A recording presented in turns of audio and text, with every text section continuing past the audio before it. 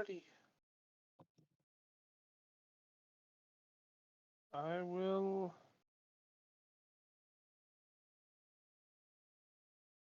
I head towards the compound. Okay. So, Armando, you get Mercedes, and you guys kind of walk about the port. Sandoval, you waste no time. He heads back to the ship, and you do not. So the buildings are made very different from the way they are in the Empire. The streets are even different. As in the Empire, they tend to be whatever the local neighborhood can afford. It would appear here all of the roads are taken care of the same, all of them cobblestoned, other than in very utilitarian fashion, places that aren't necessary. Um, and you can see their doors and things like that are constructed of rice paper, wood. It's very different. It's a very stark difference from the hardy planks and stone of the Empire. However, there are all kinds of shops readily available. Ones with foods, baubles, fresh supplies. There are people selling things in bulk. You're not witnessing many smiths that are willing to like sell weaponry, but you do see people that repair things. Um, you're not sure if it's just like the port potentially doesn't necessarily deal with weaponry or what, but a little bit of investigation would uncover that potentially not very many ports in Tiberia deal with weaponry other than of an archaic variety. So, like melee weapons and bows, things like that. And you come to find that actually any merchant of Tiberia, they aren't allowed to peddle in firearms. So that may make you feel a little more important with your super mega blaster cannon. The fact that I walk around with more firearms than most of these people have probably ever seen. Yeah. Did yeah, he did say that they won't buy weaponry because they are allowed to purchase it from people. They are not allowed to peddle it back to other people. They are meant to take that stuff and give it to the authority, and the authority reimburses them. But for the most part, merchants don't even ask to buy firearms.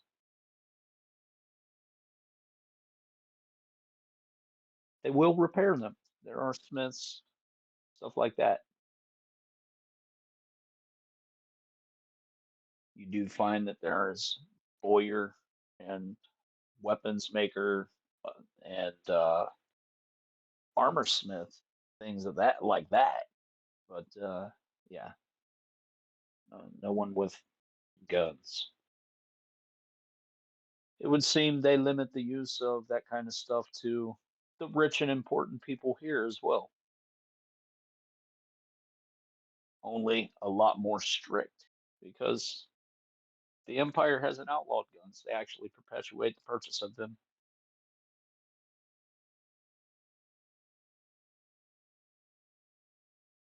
So, well, not outwardly looking for weapons. One of the things Sandoval is always on the look for when he gets to shore after spending a long time at sea is baked goods. Okay. Yeah, you readily find food stalls and an actual restaurant that is like one of the most oddly quaint yet relaxingly grandiose places you've ever seen. However, you're not allowed to wear your shoes in there. Do you take them off? Yeah, I would. Okay. So you take off your shoes, and they store them in a little cubby hole. And yeah, you head on in. Or being Um, seated, I would ask them, if they accept gold as payment, absolutely. because I don't currently have any Tavirian money. They accept all forms of payment. Even imperial coin is accepted here in the port. Further inland, you might not find that, but here, most ports in Siberia that you're even going to be allowed to port at, they will accept all forms of currency. He would nod graciously and take his, take whatever seat they lead him to. Yes, and you would find that there are people here drinking not just alcohol. There are people drinking alcohol, but there are even people just sitting mixed amongst elderly people seated having tea, kind of hanging out. It's not something you're necessarily used to, as they serve foods, little dainty hors d'oeuvres, desserts, and tea biscuits, things like that, buns, but also alcohol, it would seem. The one that you had on the ship, sake. Apparently, they socially drink this until they're venerable. It would appear some of the people that are in here are older than most of the people you've ever met in the Empire. The Tiberians live long, it would seem. Sandoval would probably stumble through asking for, either what they would recommend for eating and drinking or some type of sampler platter. Ah, then yes, they would definitely bring you a platter of just various little dainty baked goods, um, cookies, biscuits. Even he would mention that some of them are not all sweet. There are buns that are filled savory, so there are things with meat, spiced vegetables, things like that inside of them. But the platter costs um, 3 copper and comes with a half uh, bottle of sake.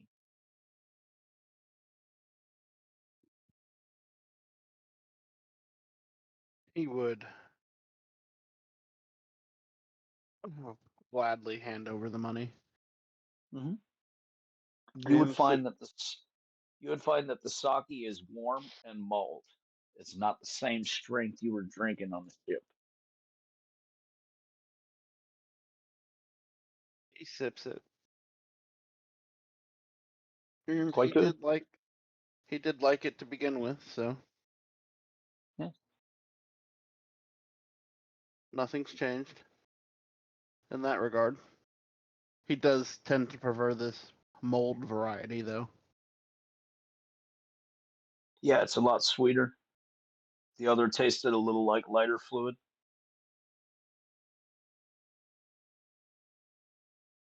Not a drink that he readily goes to, but this mold variety is quite pleasant. Hey, what's wrong with my lighter fluid?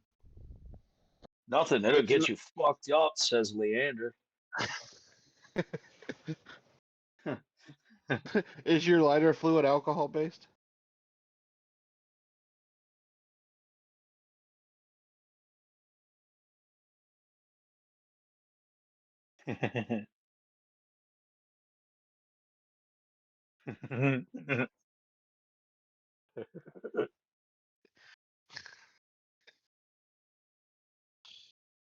Yeah. But in his opinion, though, it would taste like your lighter fluid smells.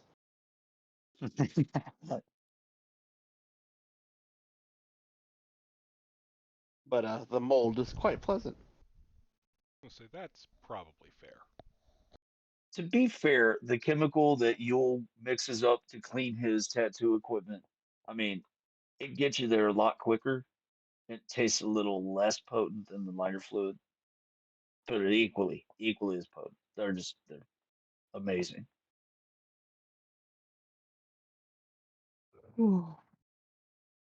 After enjoying his meal, Sandoval would inquire for the purchase of an entire bottle of this to add to his bar cart.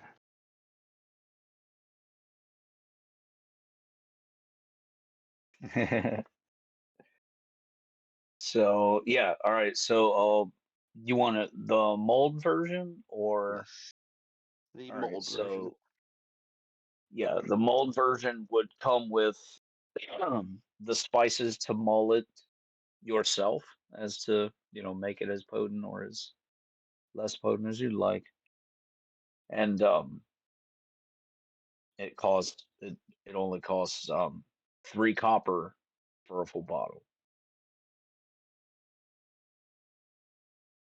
Right, he would gladly pay that, and assumingly ask for instructions on how to properly heat and prepare. Treat it like tea.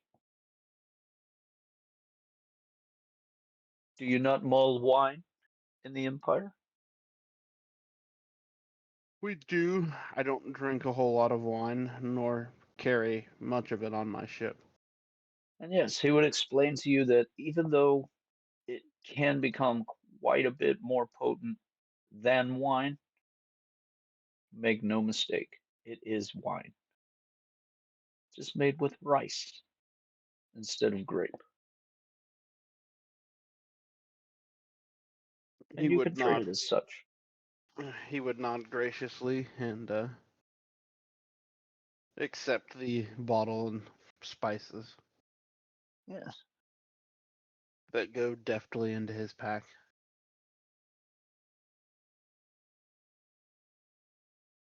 And Okay. he spends And over the next hour or so, he'll spend about equivalent of about 10 gold on different Tavarian baubles. okay. Yeah, little knickknacks, jewelry, trinkets, things Mm-hmm. like that. Okay. Armando, you make it back to the dock to find Mercedes is already off the ship. It seems to be waiting for you. Constantine close in tow. Oh boy. He doesn't like what you've been getting up to, young man. No, they just seem to be waiting. That's all. Okay.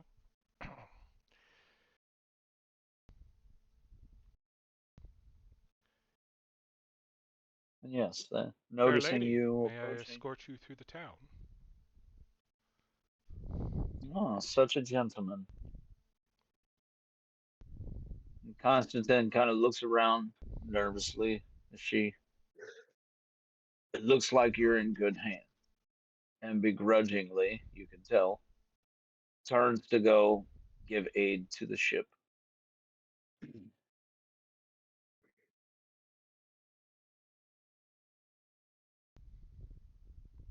Um, you are pretty sure you just walked up in the middle of some conversation that Mercedes cut short.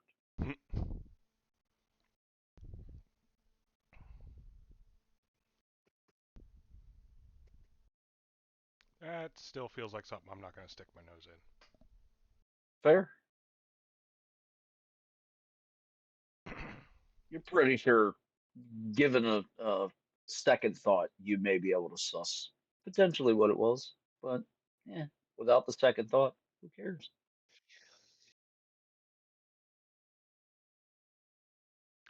I look at it this Yes, way: you if guys. Mercedes wants me to know, she'll tell me. Well, then, yes, she would air her grievances to you. Okay. Apparently, Constantine believes me to be some child and thinks that I need an escort around town.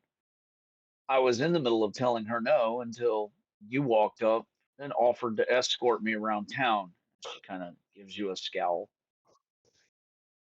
Um, I forgot to escort. just I She's like, either way, I was in the middle of arguing with her that you would make a great escort when you just happen to show up. So, you're welcome. hmm, thank you.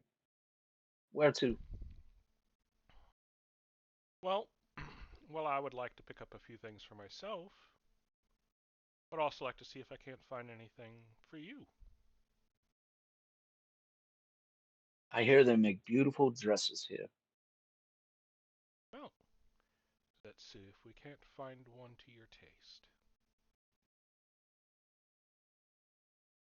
Excellent.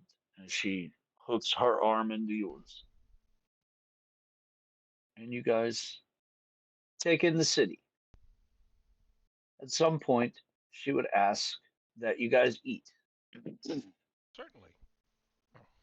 And enjoying seafood herself, seeing sushi for the first time, she would like to try it. I'm a little unsure. Eating raw fish was always, you know, thought to be Fair. a dangerous prospect. One Eh, done only out of desperation. not if it's But prepared appropriately, this is how apparently. they Look at eat it this. here, He's, so sure, let's look try how it. look how old that little man is. He's preparing it just like nothing. You think he's been doing that just since yesterday? I feel like he's done it since I don't know, well, way before you and I were here. Well, I'm certain. We'll give it a try. Well, there must be something to the raw fish, right? Out of game, yes, mercury. Mercury, arsenic, the list goes on. But To be fair, mercury is more of a modern problem because of all the garbage we've been dumping into the water, but mm, that's a real world problem. Let's go back to the fantasy where we can ignore that's those right. things. That's right. Hey, save the planet, guys. Anyways. Yeah, it's the only one we got right now. Yeah, so you guys take in the sights, tastes, smells of Tiberia. You've read about Tiberia, but actually being here, it's a lot different. The air is very clean. The people don't live very filthy.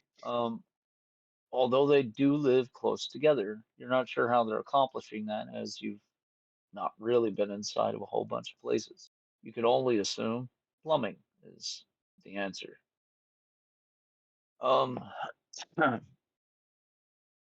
yeah, you also notice there aren't big manufacturing facilities. So maybe that has something to do with it. There's a lot of lush greenery. Where there is not lush greenery, however, you do notice the occasional back alley that is, I wouldn't call it filthy by any standard of the empire, Right. but I mean they're rough. You see bums kind of crash back there, stuff like that. It is a port town.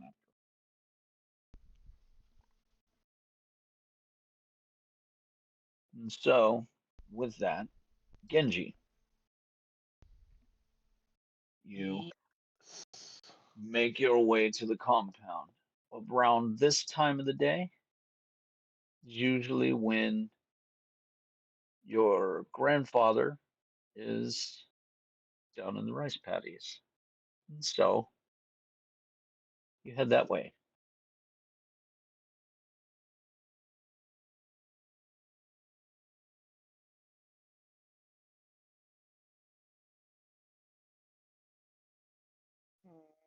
Okey-dokey.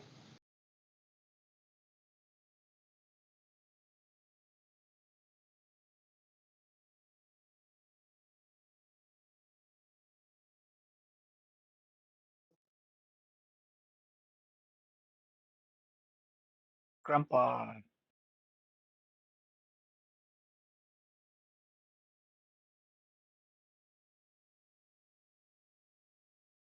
Ah, yes, the Honorable Elder. Tori. Tori Hanmura. Well, other way around. Hanmura Tori.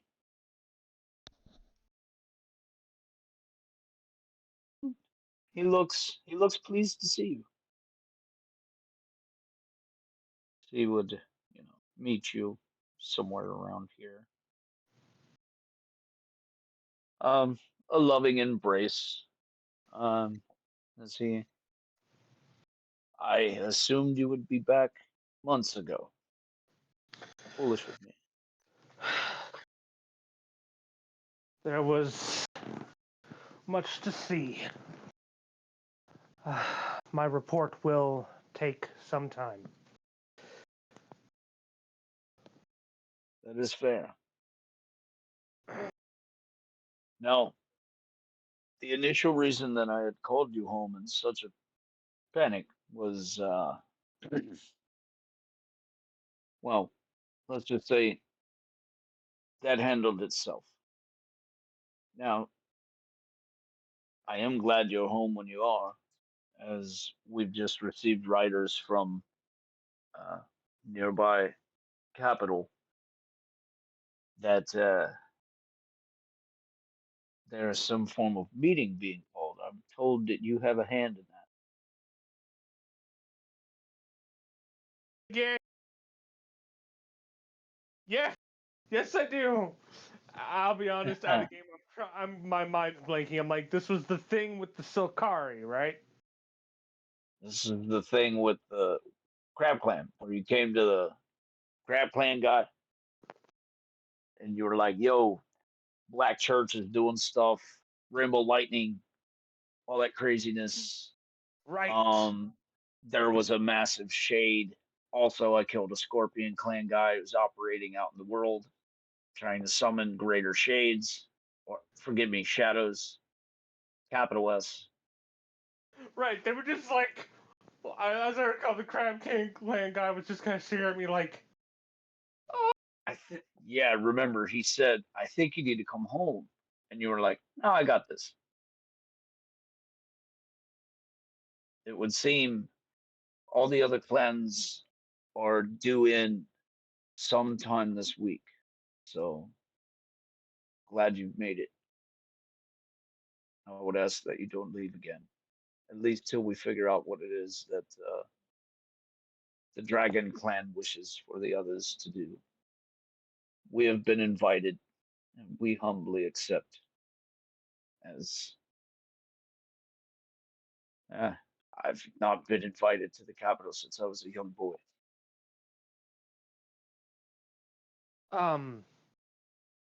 grandfather, I actually offer him the letter.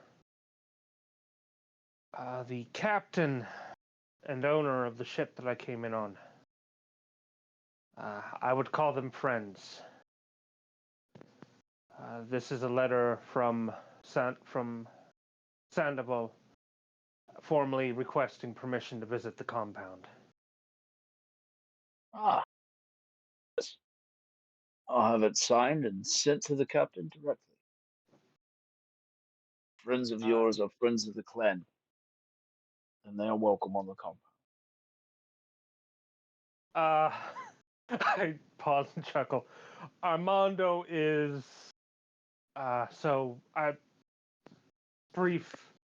Sandoval is out of game. My mind blanked. I cannot think of the term for his people. Merovingian. Right. You have Yep. Imperials with you. Armando despises, has a very poor opinion of his own people, and so does Sandoval. Well, they're on the right place. And at that, he sort of gets a more serious look on his face as the smile kind of fades, and he opens the letter. At which point he reads it in its entirety, and his eyebrows go up as he reaches the bottom. Oh dear. Gives you a sidelong glance. No. In Looks game, down. I'm like, oh dear, what did they do this? What did they Yeah. sign? No, he looks at you a second time as he is this truly the man who brought you here? I pause. I believe he had Leander write it, who is one of our comrades.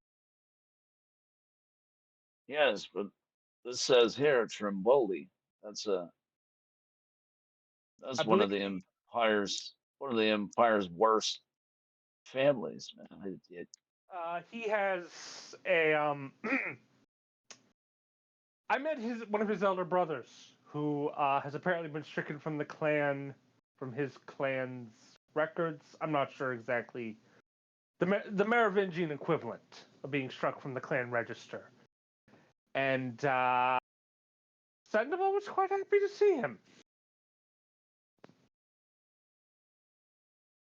When I say they have a poor You know opinion what of you're their getting own- yourself into. Smugglers, bandits, slavers. To the man, I can assure you. I have had no reason yet to doubt Sandoval's honor. Potentially not all of them, but the name, and he kind of shakes the paper at you. One of the I things that still I give found. them. I will still give them free leave, as I don't believe that I can stop this man if he truly wanted to enter the compound, given enough time. In my head, I'm like, yeah. And so I'll give him my formal acceptance. My thanks, I will Grandpa. personally sign this paper. He was going to hand it off to someone, but not now. This Very needs to be quietly. handled very delicately. Yeah.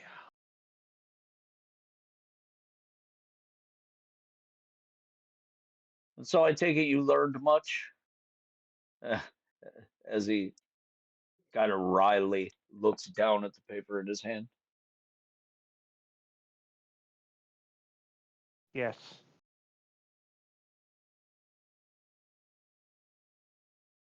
We will have plenty of time to speak on it. Yes. Go, wash up. I will send for your friends. Thank you, Grandfather.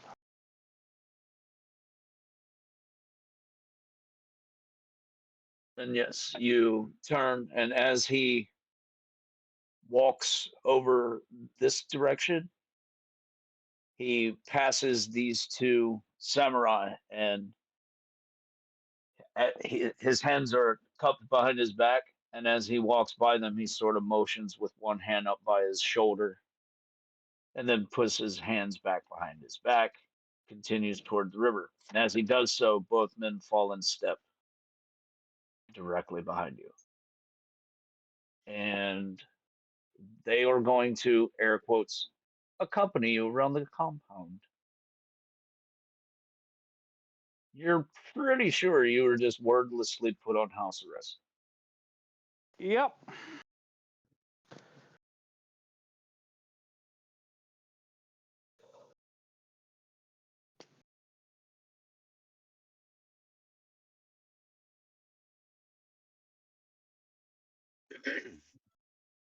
And Yeah. so you are accompanied as you are not stopped from going anywhere unless you traipse too close to leaving or go around a corner far too quick and they can't see you.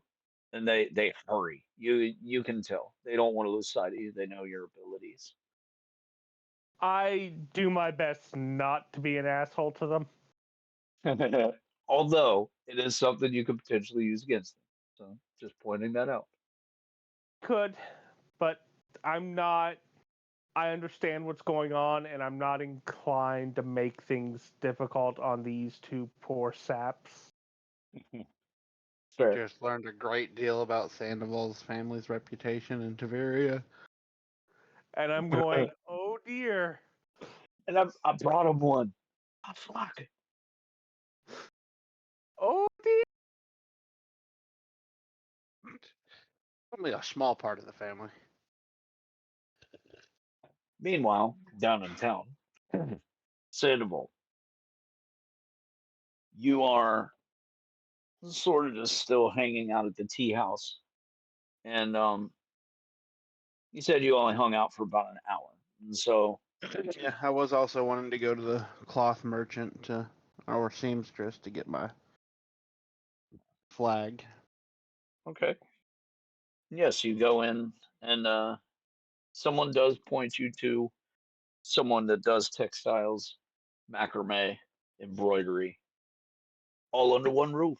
It is the same group of old women that do all of the tasks.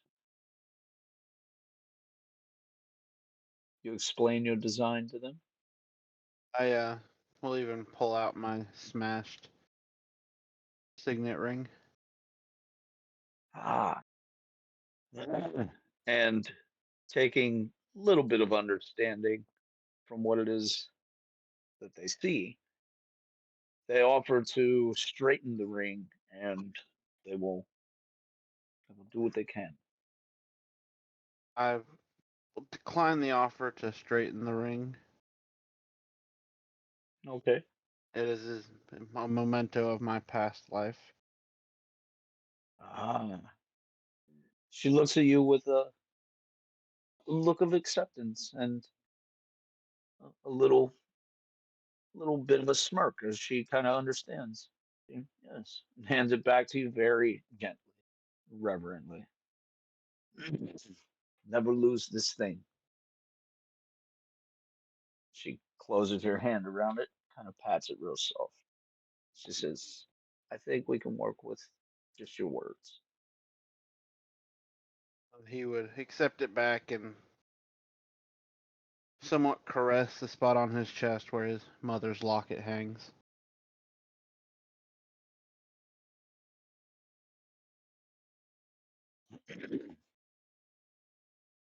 And as you come out, forgive me, as you come out of the shop, there are two fully armed samurai standing in the street. They appear to be waiting for you. With them, with them is Yule, who just seems to be nonchalantly leaning against the wall, eating something. You can't tell. He's almost finished with it. First He looks glance, I over. mean, other than to the samurai, is to Yule as a care to explain? He just looks over at you as he apparently we've been invited. He A does look not of seem happy. a look of understanding passes over Sandoval's face. They granted the Sokar clemency, as he said. Look,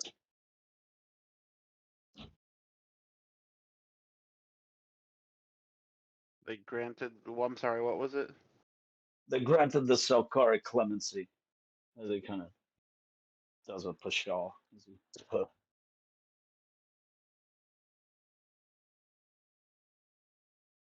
Oh, can I give you a sense motive to figure out his distaste with this situation?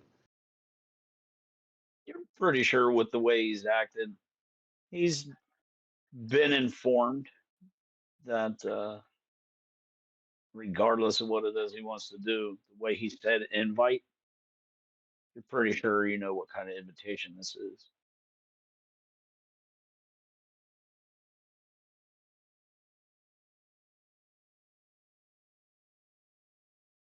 Where it was supposed to be a light, well, not light-hearted conversation, but more of a get to know you has now taken on a more serious tone. Correct. As And you step forward, the letter is presented to you, and yeah, it's signed with essentially an acceptance PS at the bottom, a postscript saying, you're formally invited to the Hanmura compound and all signatories here too. So, with that, they inform you they will be collecting Armando. They say the name oddly. Yes. Armando and this Leander. Do you know where they are? not precisely. I Well, then you won't mind accompanying us as we search for them. suppose not.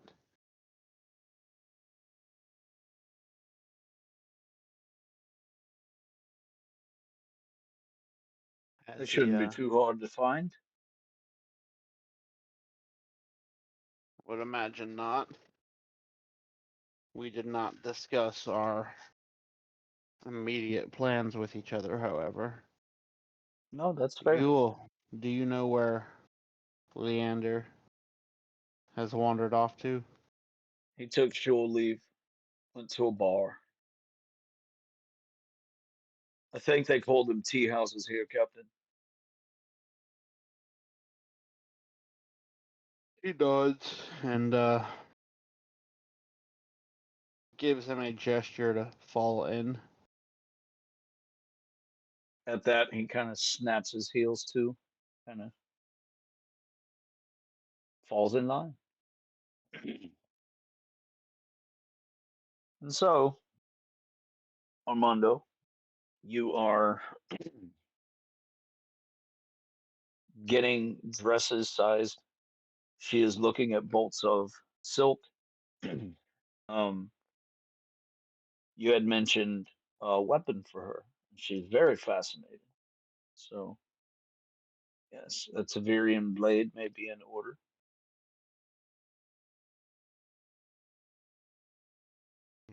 Okay. I sent you one that I Um, found that seems suitably ornamental, I wasn't but looking to get still, her an ornament.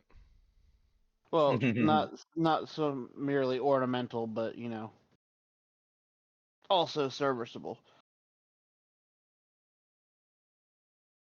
and so, would you like what style of blade, and would you like it to be defense or attack? I mean, what kind of She steel would you prefer she carried? Something that aided in her defense, or something that aided in destruction of her enemy? Perhaps locomotion.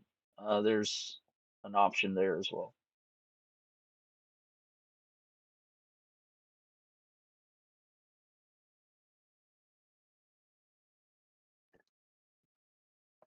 so with what I saw, she does not appear to be a very defense oriented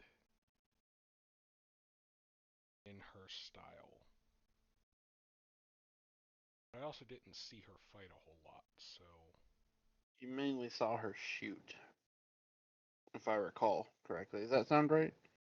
Yes, but you did see that she did not fire into melee, so she was less proficient potentially than Sandoval, but she does know how to shoot a rifle.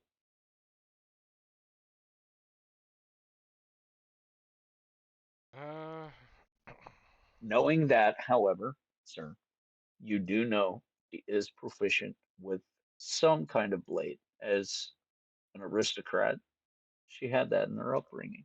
So,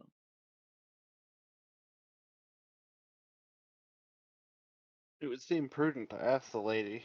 Yeah, that was really my original thought is, well, we'll find one she likes and that's what I buy her. I wasn't necessarily planning to pick one out okay, for her. right.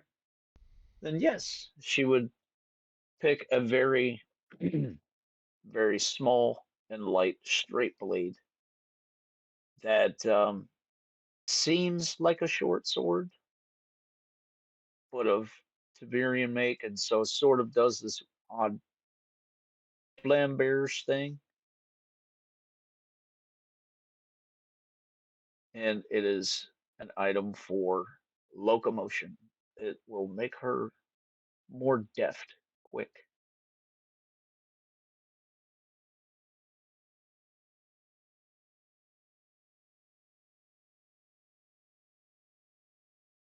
And it costs 240 gold pieces. Okay. So I want to use the mixed uh, fund. Is that going to cost more for conversion? So yes, you could actually spend all of one type or another, but Well, remember, it's there just is stuff I a said where I didn't know what it was, so it's probably mostly Merovingian. okay, there is a 10% loss in that transaction. So So 240 becomes 264. 264. Yeah. Okay.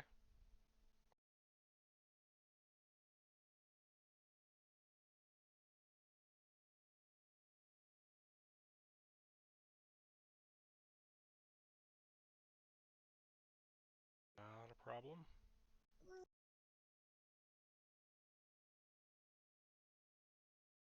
So as you're getting her sized up for a blade that she likes, um, yeah, there is someone comes into the store. Um, they are fully armored. Seem to be looking for uh you guys Well, good outside news. They found us. outside Sandoval. You, Leander, and Yule just kind of hanging out. These guys have been asking around town. You just left from one tea house, went to a restaurant, left from a restaurant, went to a textile mill, left from the textile mill, went to a dress shop, went from the dress shop down the street to a bauble place, and ended up in a place selling swords. And out Sounds comes about right. Armando. I was like, yeah, that sounds like her. But anyways, they come in and they're not rough, but they are pretty insistent that you make your way to the compound post haste. They do Ah, not want to interrupt. They do not want to interrupt the fair lady, as it would seem she has a reputation of her own. They do not want to displease her father or any really any imperial. But the idea being she's a woman and they don't want to do anything to make her upset enough that they make her dad come over here with guns and stuff. So whenever you guys find the time, I find it funny that come they may not be come to so. the compound. If they knew her surname, they may not be so forgiving. But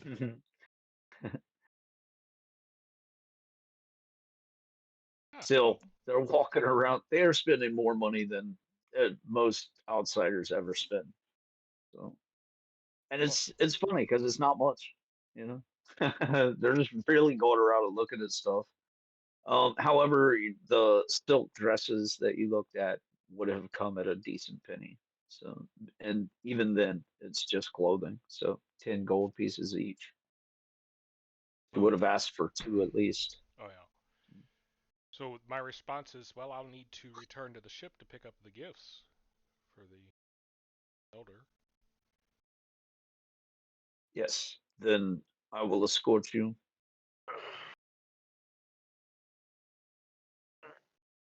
Is she Sorry. staying or is she going to come with us?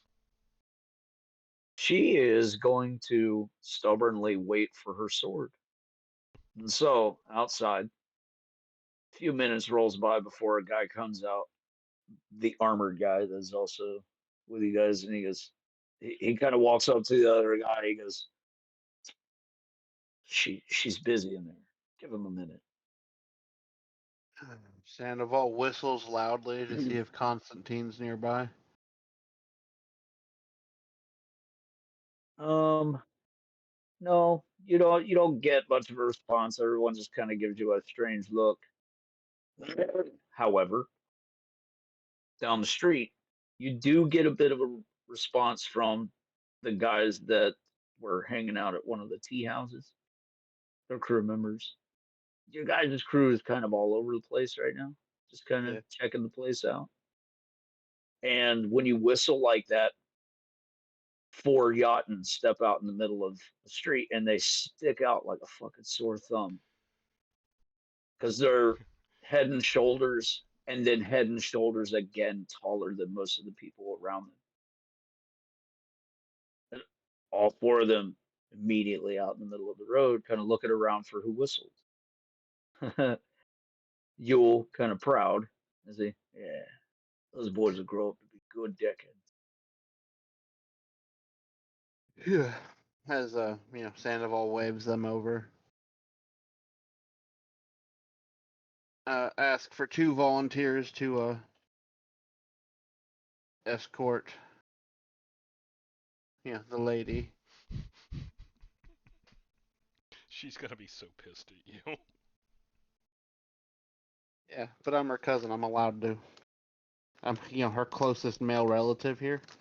Mm-hmm. I'm not saying don't do it. I'm just laughing because she's gonna be so pissed at you.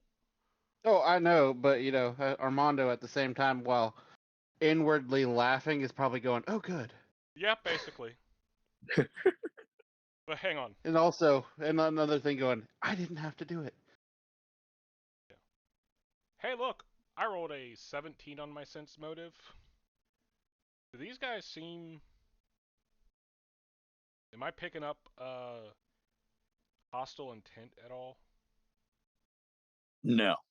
Nope. Okay. No. No. However, they don't seem as though they're going to stop bothering you about it. They seem quite insistent. Well, considering I've dealt with maybe not that many nobles, but the ones I've dealt with, they're like, when they want something, they want it now, and they're not too keen on waiting. So, Right. However, these are more of the these are some of the more soft-handed approaches that you've ever seen used. They're quite formal. hmm? They I just can seem, assure you. yet again, at the risk of sounding repetitive, they just seem very insistent. I can assure you the Trembolis would have been more of you will come with us now. Yeah, and when you come outside, because you yourself hear a whistle, you kind of poke your head outside. Well, you can see outside, so you don't need to walk all the way out, but you can see Sandoval, Leander, and Yule kind of standing with another armored guy. So they're just standing there. Looks like they just chilling. Leander and Sandoval they look a little toasted. Look like they've been drinking a little bit. Yule looks like he's still wiping grease off of his fingers from something he was eating.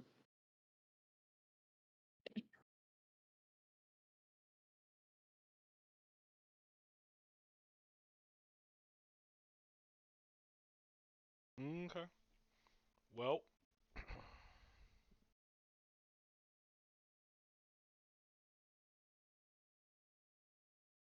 In since hindsight, she, well, go ahead. adding game type thing, it's probably better for Sandoval that it's the Jotun that came instead of Constantine for Sandoval's sake. You I mean, might, she's still gonna be mad at him, but you'll hear less about it later. yeah. I don't have to hear much about it. You're gonna hear a lot about it, but in the forms of complaints about, the captain you hired, regardless of the fact that it's her cousin. Be like, do you want me to Yes. fire him?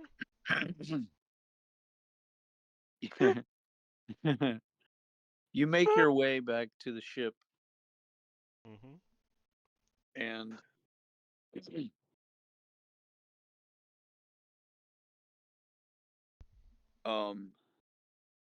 instead of staying behind, Ali, hearing the word used over and over again, he's not very happy about it. And so he himself insists that he be brought to the compound as well, since their air quotes clemency was more of a form to just keep him out of the compound. Since they're so insistent on picking apart his crew, and the Tiberians seem so insistent upon using the rules, then he wants to know why. He wants to know why his crew is being taken from the ship. And in confusion, the guards aren't real sure how to answer to that response. But Ali assures them there will be no problem. And you guys make your way to the compound with Ali in tow.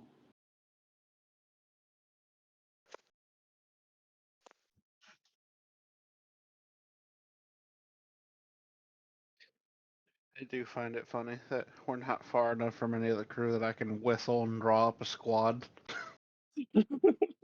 Well, we are kind of confined to a relatively, limited area, so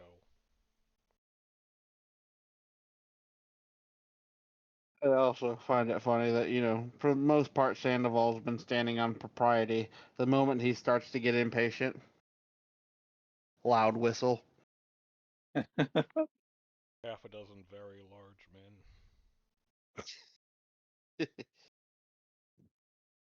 What do you need, boss? I Yeah. need you to stop running. These houses are made of paper. Jesus.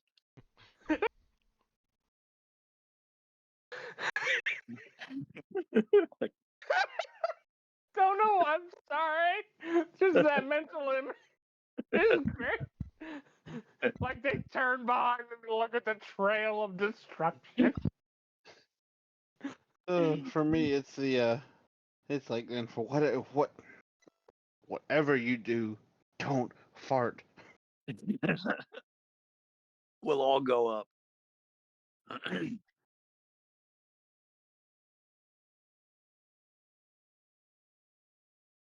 And so, you guys make your way into the compound where you see Genji making his way around the rice paddies, uh, just kind of wandering about with his grandfather, who seems to be relatively slow and contemplative in most of what it is he's doing as you guys approach. Rather, it's just looking at the river, rather, it's turning an answer or mid conversation with Genji. Um, yeah. You guys do notice, however, there are two armed men that seem to not be much further than one or two steps away from Genji wherever he goes.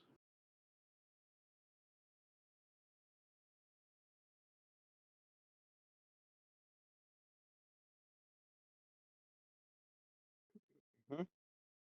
Okay. Yeah. So you guys are here at the compound.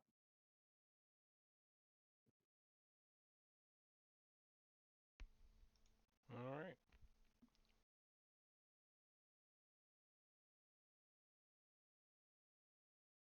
I've never been in a clan compound before. What's that even mean? You're never gonna believe this, Sam. What? Can't move my token. Right, I don't believe Of it. course you fucking carrot. So,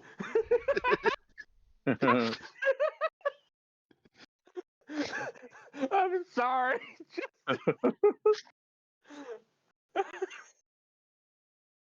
Of course you. Yeah. so I found a way that you can try and fix that, but we'll discuss it later. Okay.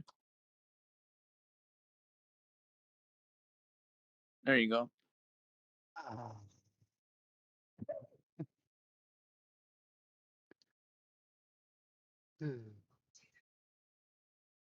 Okay. And now imagine, if you will, that there are a couple people kind of wandering about doing, you know, farming duties. People are collecting water. There are people wandering about in the fields. It is harvest time. It is the end of the season, harvest time. So actually quite bustling.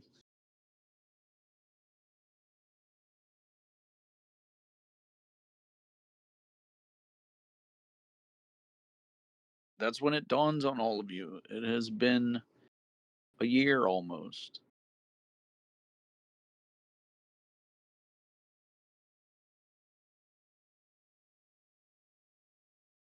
Yep. Some of you have had a birthday. Some of you, your birthday is on its way. I'm getting old. Ripe old age of 22. Shut your whore mouth. You know, I'm about Oh. to hit 20, so Uh-huh.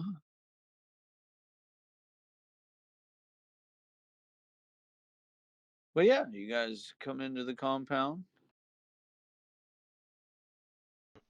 There's a short old man walking with Genji who, seeing all of you, sort of smiles and does a loud clap, one loud clap.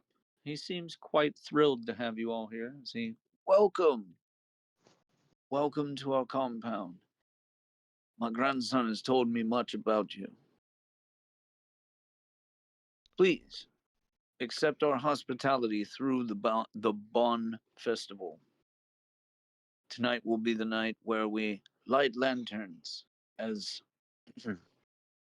our ancestors walk the halls of our homes. We send prayers to the heavens. Ander's immediately like, oh shit. Ghost. so I bow formally, and I bring out. I have brought a gift Ah, for you and for Clan Hamora. Your a grandson gift, you has say? been. Yes, your grandson has been most helpful on our journeys. And encountering a warrior from these lands, and dealing with darkness, I constructed one of these.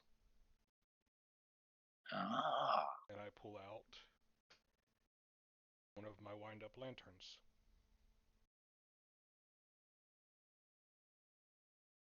And yeah, he kind of tilts his head to one side as he. You believe you have invented the lantern? Hmm. We've had them for years, son. Here, as he begins to walk over to one side. And as he's doing that, I'm winding it. And yeah, he's like, "Oh, a musical one. Does Mm. it play?" And I turn it so it's yo, not and in then his face. And right, then, and as and then he's saying flip it that, on. he actually stops himself as he can hear it generating. He can hear it whirring. He's like, "That's not music." Yeah, but I make sure I turn it so it's not shining in his face. And I flick the switch. Ah, a light. that you say banishes shadow, void shadow. Indeed. I was not aware that it would until witnessed it ourselves. Ah, then we humbly accept your gracious gift. Also, I do not know if this will add any potency, but I pull out the small disc with the crane symbol on it. As I hand him the lantern, I also gesture, I hand him the lantern with both hands first, because Okay. I discussed with Genji earlier how to properly do this, and I offer the clan seal as well, and indicate that it goes in a slot at the front of the window. Ah.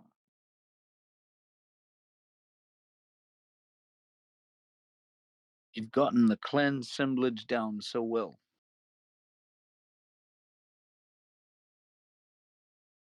Seems nearly flawless.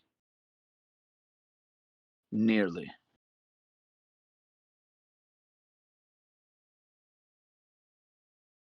Beautiful work.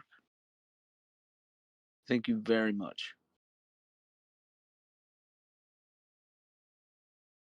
I feel at odds, as though I owe you, and am not sure how to repay you other than accept my hospitality. Please choose one of these straw huts. You are all welcome to stay here. As I said, the Bond Festival is you can stay here through the Bond Festival, which is 3 days.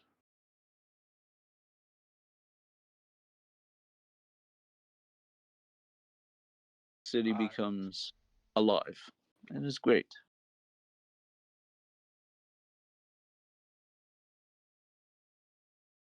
I wish to accept your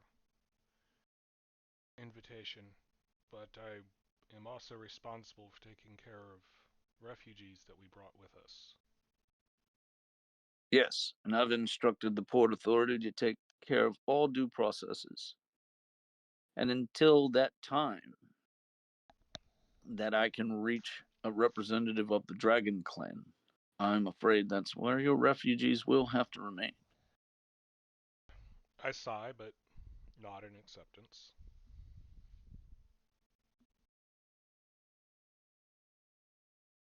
Kind of. There is perchance that they have among them various criminals, murderers, philanderers, drug addicts.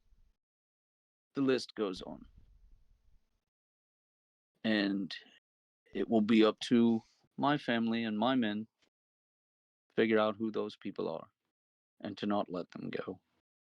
The others, however, will be treated very respectfully. The children will not be judged. They are children. But you must admit, Amastawa was a nest. Some good, some bad. The beehive produces honey. But you rile them up and they can kill. And in this particular case, some of them have.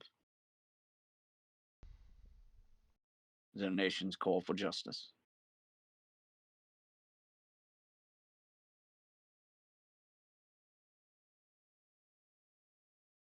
I'm like, there's a couple times I start to try and say something, but I'm just eventually I just accept it. Amastawa was not exactly my idea of a prime vacation place, but I'm not going to bring up other people.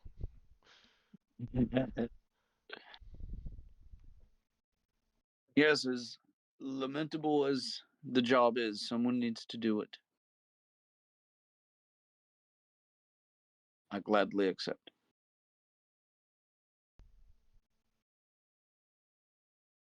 Here in Tiveria, life and death, they are one and the same. Both can be very profound, and both can serve a very great purpose or be wasted. You do well to remember that. All of you. Enjoy your stay as he turns and walks off. Back to watching his river contemplatively.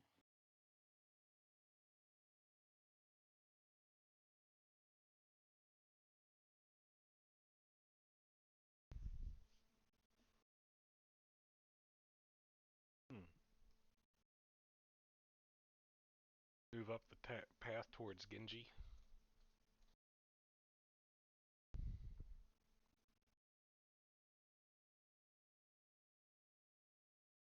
So, Man, he's a happy sort, isn't he? Crack up at parties, your old granddad, eh?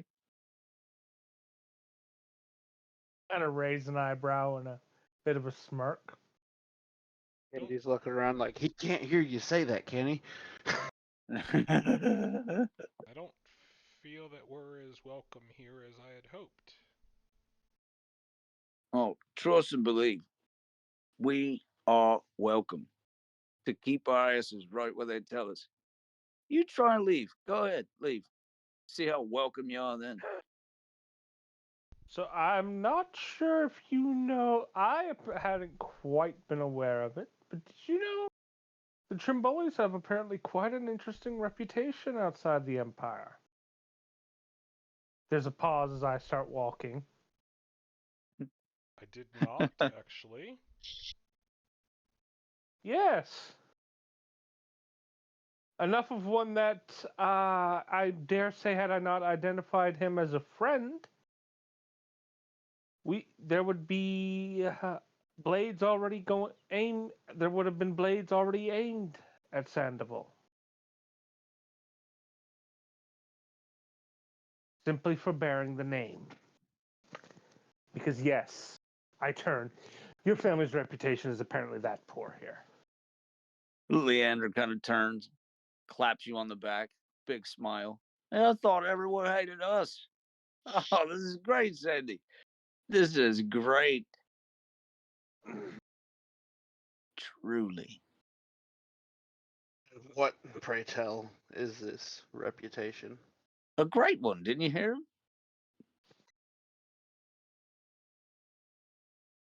If by great you mean, what was the terms? Bandits, slavers, reavers. Reavers! Oh, that is great. Yes, Did he call them smugglers? Come on, I gotta know. Yeah. Did he call them smugglers? Smugglers, I believe, was involved. Yes. Yeah, and by the way, he's writing all this down. Oh, this is great. I can assure you that the accusations of slavers are patently false. Well, of course they are. Can I take a statement? Looking at you, I shrug. I'm like, one of the main things that I have learned in my time away from the Isles, is that a man is far more than his family name. But I also will not. I hope you will not mind, my friend, but I will not speak in defense of your kin. Other than your one brother who we met, who was still a pirate. So I kind of shrug. Yeah, he's one of the fun Oh, he's ones. kind of got you there, Sandoval. There might be merit to all this, as he kind of taps his quill to his pad. We are not slavers. The other part's just speculation. Most of the family does legal work. According to the Empire, yes. No, I mean it's even out of game. Most of them do legal work. Like one of them operates a quote unquote taxi service and cruise lines. One of them delivers medical supply or mostly does medical supply transportations.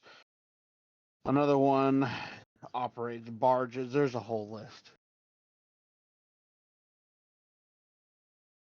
Only like 2 or 3 of them that are shady.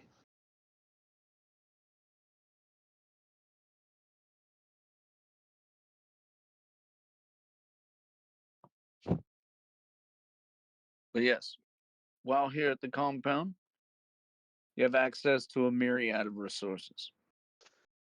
There are tools, there are academic and scholarly resources, there is an entire library. There are training and workout facilities to keep the body in shape. There are fields to walk, creeks to walk down. There are wild fruits growing in various trees all along the compound's coastline. Coconuts on the beach. Enjoy them. He does. I do actually give you a brief. I would actually be basically providing this information. Like, over there is the clan library. Again, basically, explaining, okay, these are, and also quietly, these are the places where you are allowed to go. And so, Sandoval, you're rich by every stretch of the word. But looking around at this compound, man, this is wealth. Like, this is accrued generational wealth that's not been squandered. Um, your family is not that your family doesn't own anything of this magnitude. Or new money. Yeah. Yeah, this is beyond that. Our And you take notice. generational You wealth take is notice not of that. much. Most of our wealth is only about a First generation old. Yeah. First or second at best.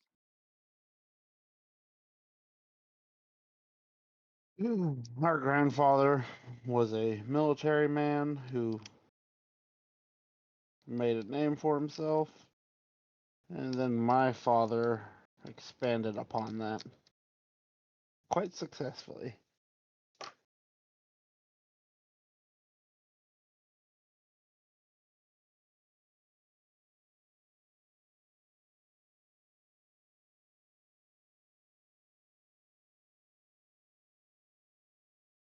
Sandoval is slightly irritated.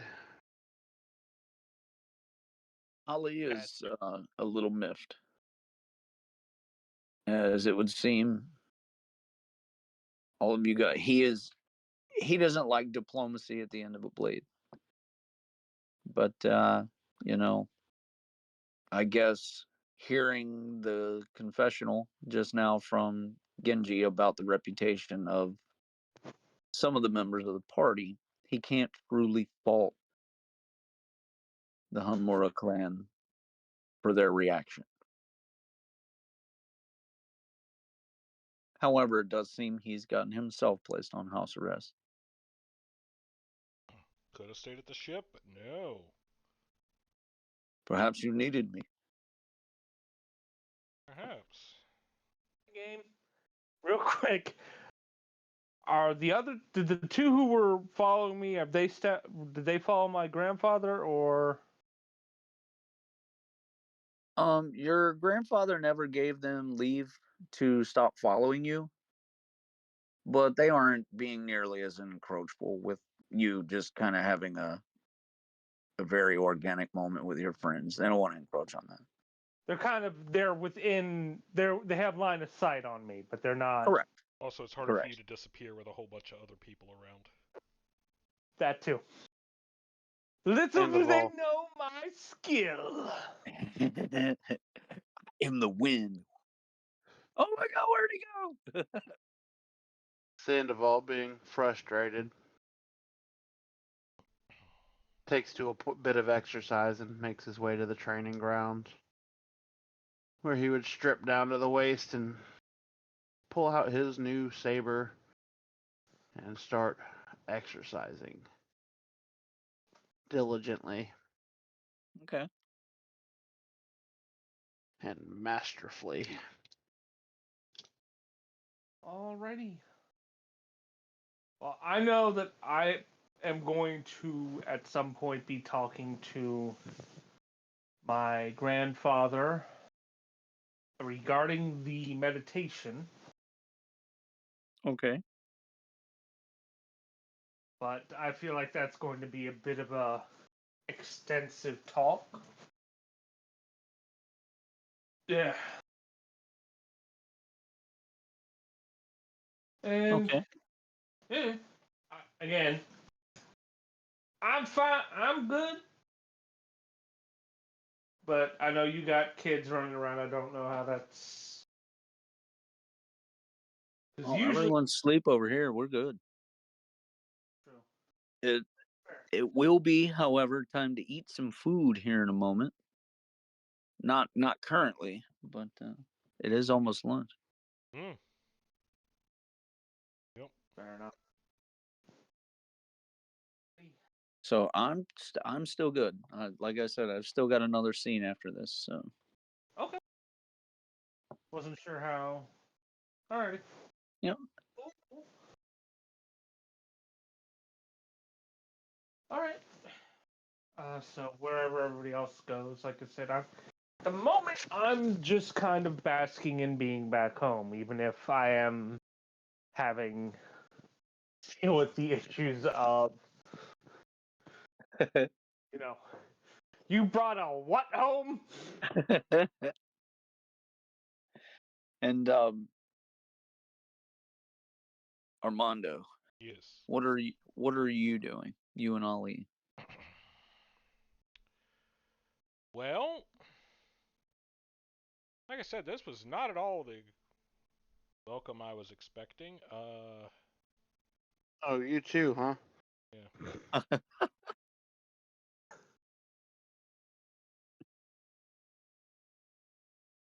In case you're wondering, I'm averaging about a 30 for any attacks for, my exercise. Okay. Ali kind of does that dog thing where he tilt your head to the side slightly. You see a look of confusion come across his face as he kind of side glance at you, Armando. Do you think they will stop me if I approach the old man?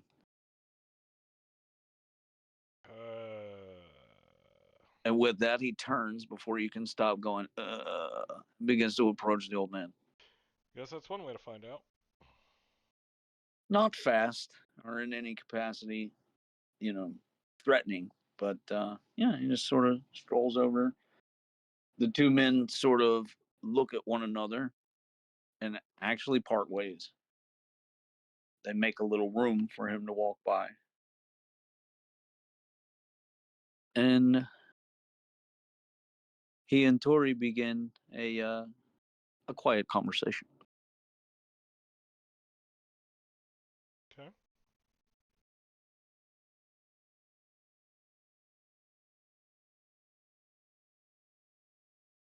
Boy.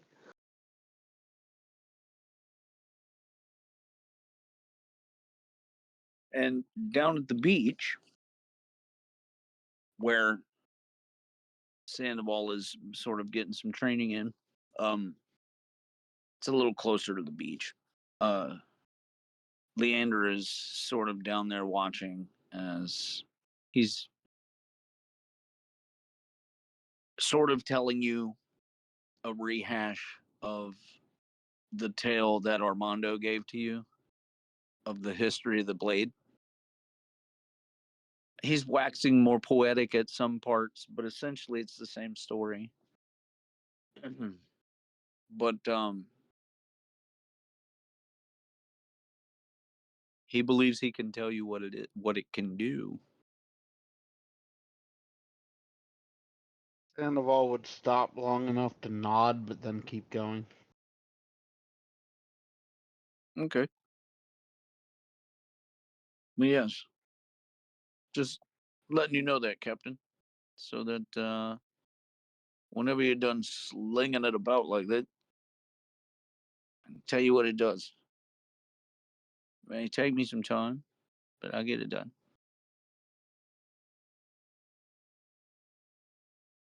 Is he requesting the sword to study, or No, whenever you're done. he would go on for at least an hour of practicing before, working up a nice sweat, and then looking for a place to bathe. And then Beach he is would right sit. there. Oh, right. I mean, he would sit down with Leander after that. Yeah. At which point he would cast. You're not sure what, but he explains to you it is some magic that will allow him to identify other magics. And what he ends up coming up with is that it's non magical.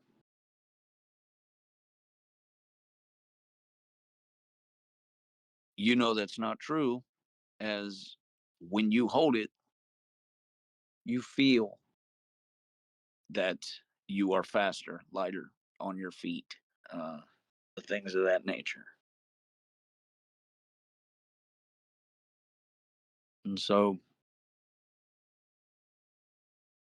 him not finding magic on it, yeah, he's not sure. But therein lies the reason that potentially there isn't a whole lot of lore in these swords, because most people who attempt to discern what it is or divine what is involved in making them, they just they come up dry.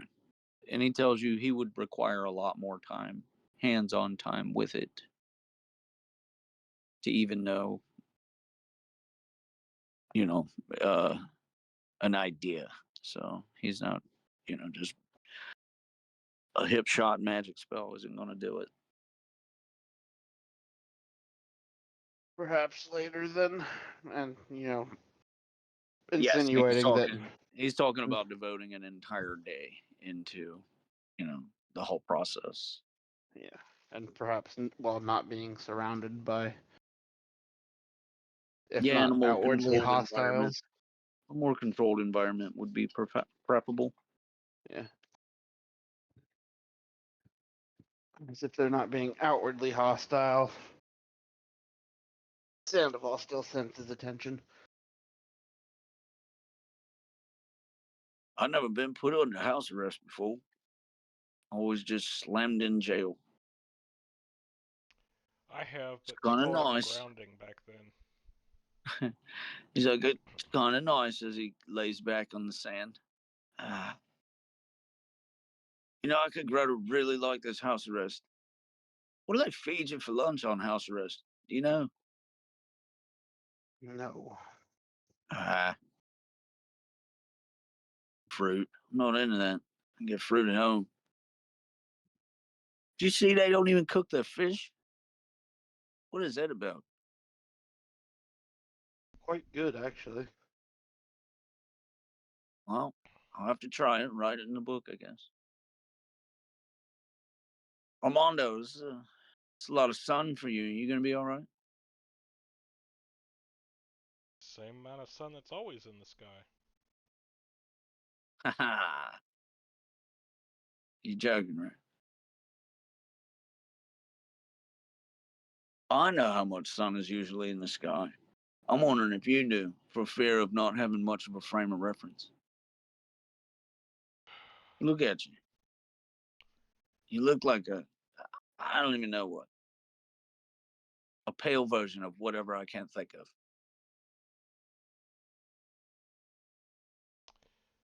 Well, can't have that. Oh, yeah.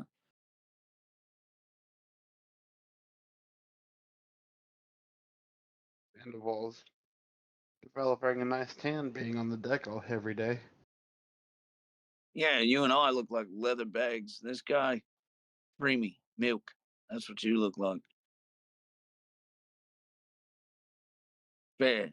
Your skin is fair. No wonder you got such a beautiful woman. You earned her, mate. You sailed half the world for her. How's it feel? Good. Feels good. Oh, come on. That's all. Good. How do Good. you describe Armando.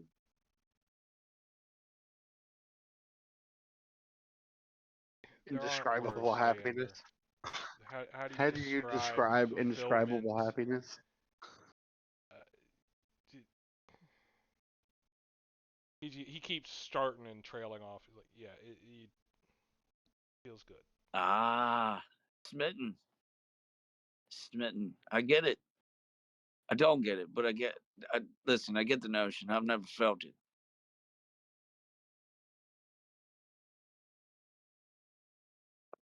I guess one could say I felt that way about magic. That's why I let Mishron, tether me soul to her. It was worth it, you know, in pursuit of knowledge and all that. Does it love you back? Hmm. You know, I don't think so. I think it's a careless force, only capable of whatever I intend. It's all about intention. Then there isn't a comparison. I don't know, mate.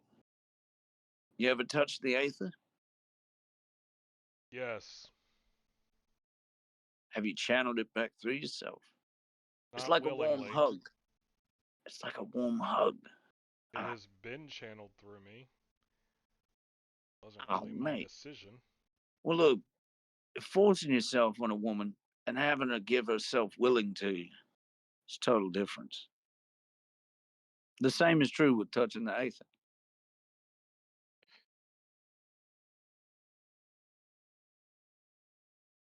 Out of game. You're telling me I got raped by the Aether. No, Leander did, not me. I'm done with this conversation. Feel dirty yet? That's fair. All right, next. Genji, what's it like being home? And then getting your legs slapped by old Grampy. What's that like?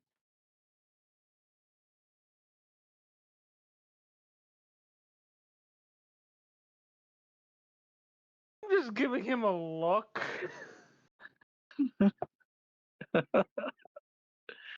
I know. I've got away with words. I've been told that a lot. I'm sure. Well, come on, guys. This is the first time I've ever gotten to actually sit down and, chin wag with you. It is nice. It is pleasant to be home. Ah, there you go. As he begins writing what you're saying. Was By not. the way, he Yes. was writing down. He's been writing down everything that you guys are talking about. That's why he's sort of interviewing you. Yes, I what a was. better time for an interview than when we're in such a luxurious prison. Well, where in the hell else are you going? It's not like you can escape me. You're not allowed. So sit your ass down and answer me questions. Could toss you in the river. Not allowed to Hey, kill black listen, sharks either, but that is a very aggressive stance when all I'm doing is writing. You know? Don't worry, I won't toss your notebook in. I don't think it's necessary. That's all I'm saying. You know, these two guys right here, as emotions at Genji and Sandoval, violent. You, I academic. mean, his Come on, emotions. mate. Come on. His emotions Academia. understandable. Genji's no Acad- longer there. These two, violent. Me, scholar, you, academic. What a perfect package. I hope you know that. Where'd Genji go? By the way, the rest of you can see that I am right behind him. I'm leaning over his shoulder to read what he's written. Oh yeah, he's literally transcribing what it is you guys are answering. I'm sure he's around. Well, never mind. It's be an interesting bit in the book as he kind of, and before the narrator's eyes, Genji disappears. Disappears. There we go. Yeah. And to Genji- answer your second question, I was like, Genji leans over and corrects his spelling.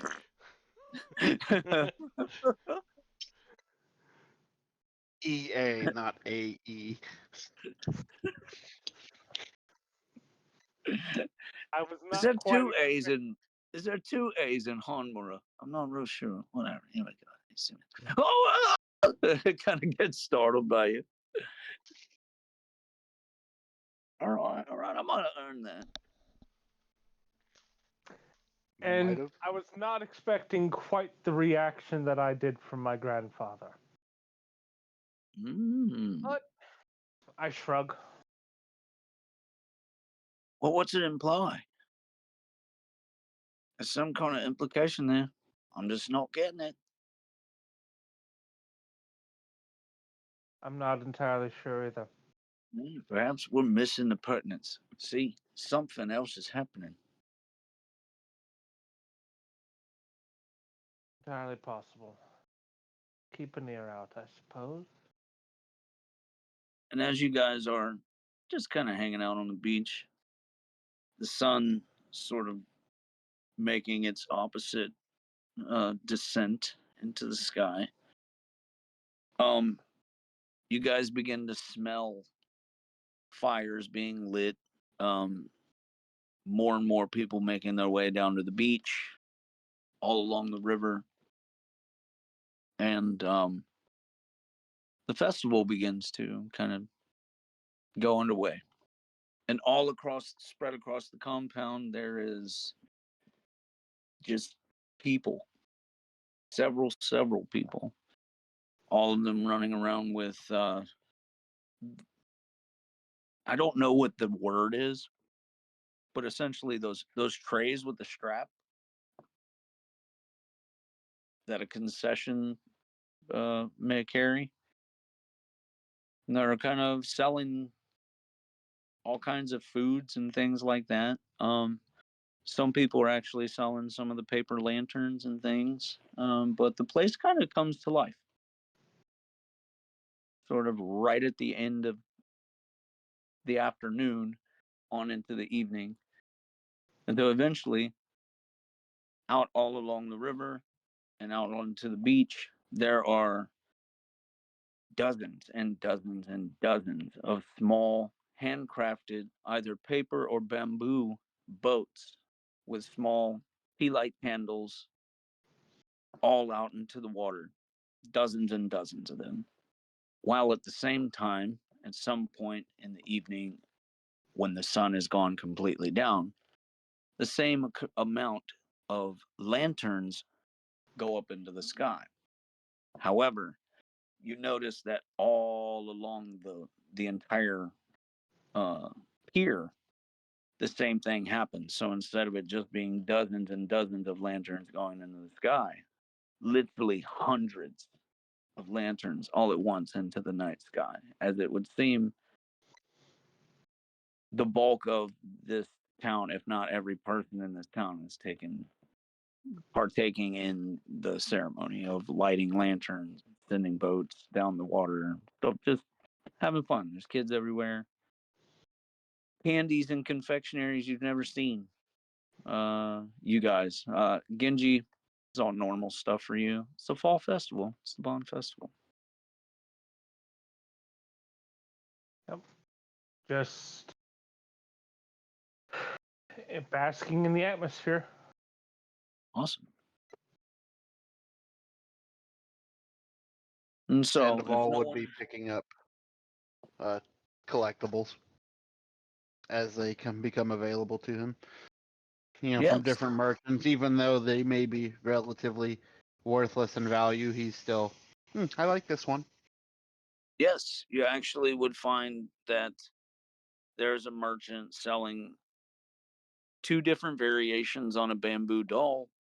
One seems effeminate, one seems not effeminate. To call it masculine would mean that it has some kind of organ, and it does not.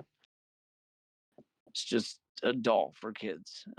You're seeing like various little toys that local wood crafters and things like that have knocked together.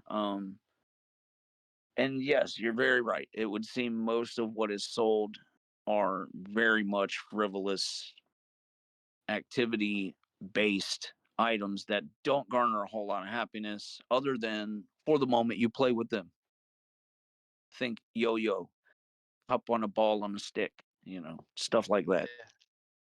Carnival toys. Yeah. Kids seem to But be enjoying the hell out of them. And once the sun goes all the way down, fireworks. Kids with sparklers all over the place, bottle rockets galore, firecrackers, even entire strips of them, as they just like to celebrate with the light show, as Genji's family is known for that. If everyone would harken back to the beginning, that's how he got to Mortano Bay on a firework barge. Yep. I remember.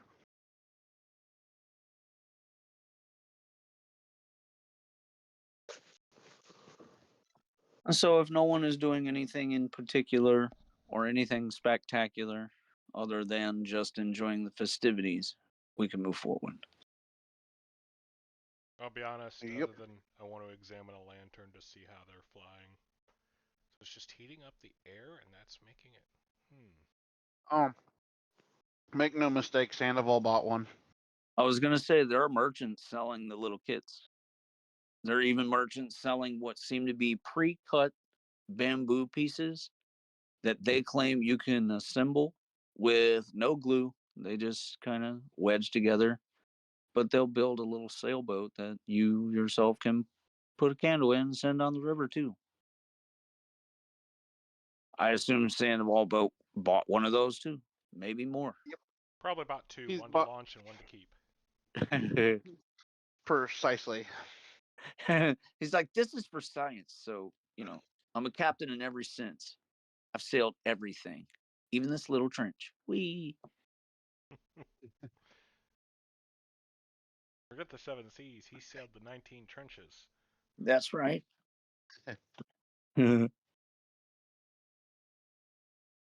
And there is plenty of alcohol of every type. There is beer and sake and actual grape wine as well. Whether or not you guys partake is totally up to you. Sandoval doesn't trust himself to drink right now. Be honest, fair. it's one of the few times I can. I was gonna say, it may be hard for you not to, but it's totally up to you. I have no access to dangerous things here, because I brought Right? none of my weapons with me. I've brought nearly all of mine. Yeah, Well, no that's one you. stripped them. No one stripped them. You're the one who piece tied your sword yourself. So they noticed that right away, and they're like, "Well, hey, he's on the right track, least wise." I purchased a bottle of good, or actually, to be fair, given it's a family compound, I would have arranged to have a bottle of plum wine, and I just kind of slowly enjoy it over the course of the evening. Perfect. And yes, Yeah. Out of game, the I'm saying answer, that that's actually my favorite of the alcohols is the plum wine, which is a problem when about the only place I can get it is home. yeah. Yep. I actually indulged tonight. Like I said, it's a rare time when I can. Perfect. And yes, Leander purchases a few empty books. He is beginning to run low. Yeah, that's always a problem. Apparently they have really, really nice ink. He buys some. Armando, I know that Sandoval is going to be interested in this. I assume you might as well. Your lighter concept Mhm. is very cutting edge. However, here they have an item relatively similar. It's literally a sheath of bamboo that is hollowed and made or is stuffed with a piece of linen that has been waxed and rolled in like saltpeter, a couple other things. You're pretty sure if you took one and unrolled it, you could alchemy your own little mixture. But the cool part is you light it, and then once you light it, it will smolder, and you can cap it. And it will smolder for the locals claim ever, and is a source of flame in the winter when it's windy. Mhm. Does not require a flint. Apparently, their claim is that you will never need to relight it. You Do might you never want need to. one? Out of game, I'm like, you might never need to relight it, but eventually you will have to replace it. Yes. But would you But like one? yeah, I know that Sandoval is going to buy one, maybe more. yeah, I'll buy one. Okay. They are 7 silver.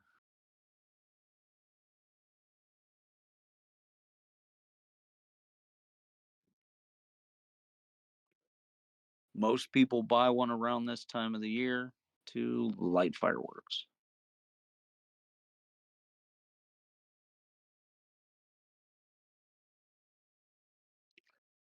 How much for the lantern, the boat, and well, 2 of each of the lantern and boats, and some toys, random assortment of toys. 5 copper.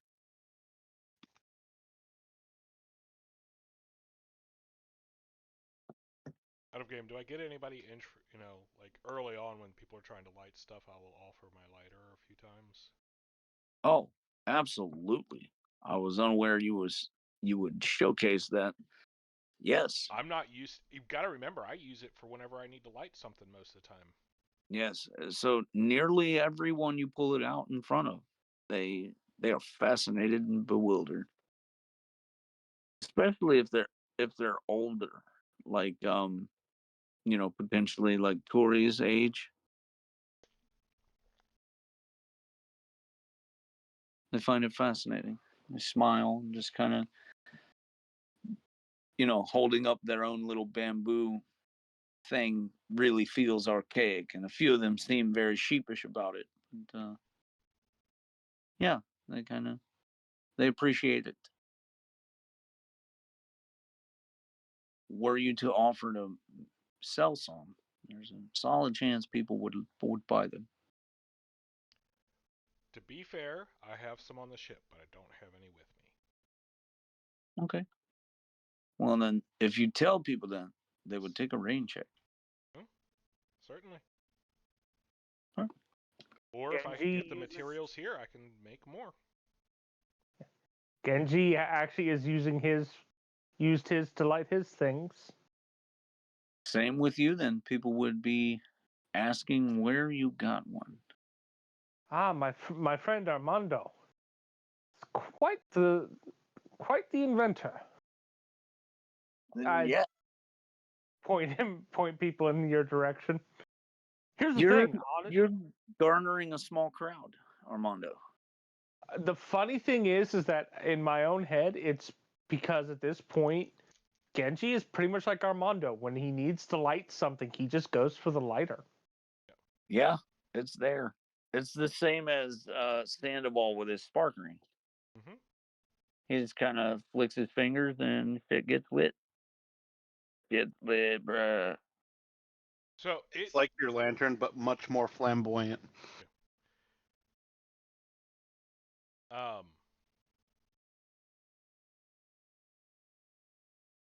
I also imagine though with the spark rings, if it's not a wick you can put right there, it might take a couple times to get it. Just like striking anything else that produces sparks. Correct. Same as flint and tinder or steel. I mean, Very convenient to carry, but not always the one thing when you can put the wick more or less between them. But That's the idea with the grenades. right, Is you just hold the wick and snap. It honestly, if it's getting to that point where I'm having that many people asking about it, I'd be like, well, if I can get materials, I can make some now. oh, absolutely. There's a farrier's anvil and a black smithy right here at the patio. So if you just needed spare material, there's plenty of that.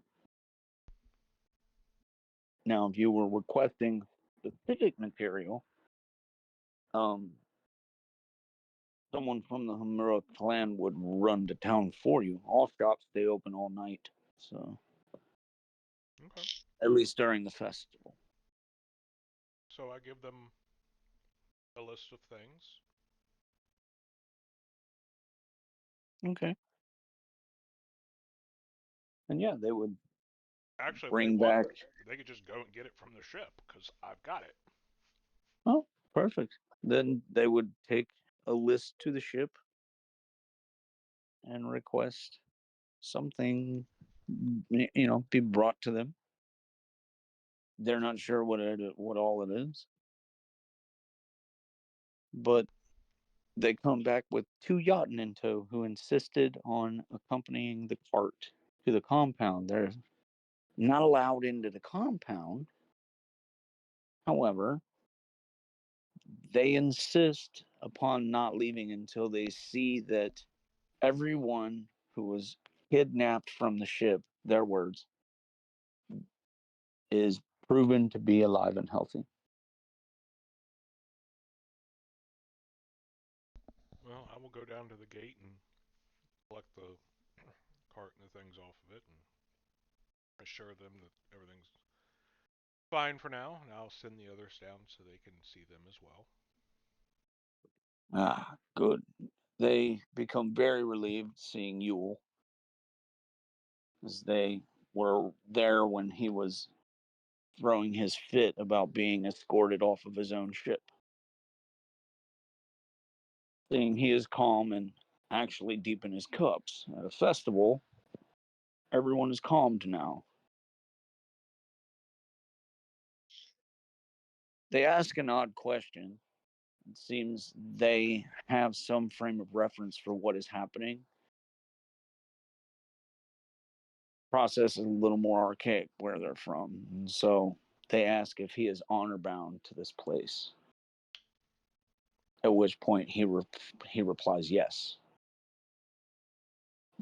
They nod understandingly, and they take their time leaving and draw out their goodbyes, but they eventually leave.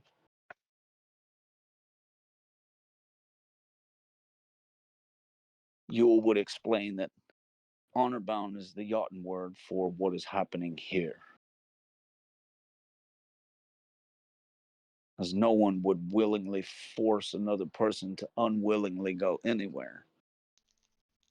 It makes more sense that the person involved says they are honor bound to do whatever it is they're being forced by the other party to do.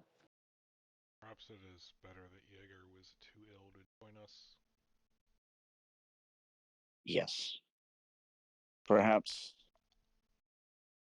a blessing in disguise.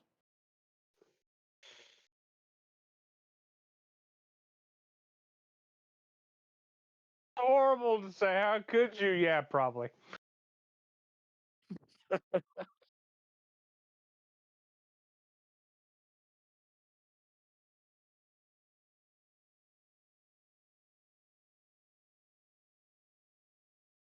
And so you have, I'm rolling here.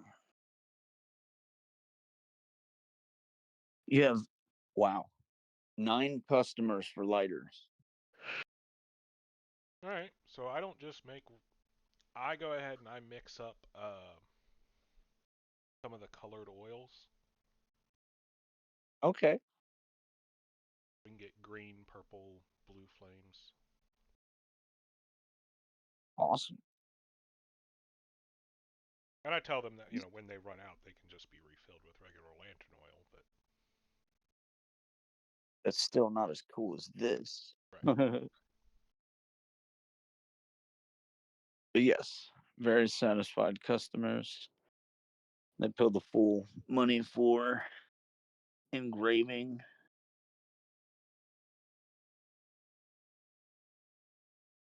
So 9 customers.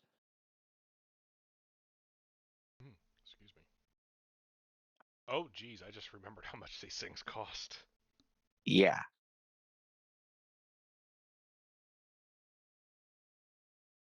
It would seem the people really aren't too bothered by spending money, especially at this festival time. Mm. But with that being said, it would also appear that, man, the local farmers are fucking loaded here. What does that mean?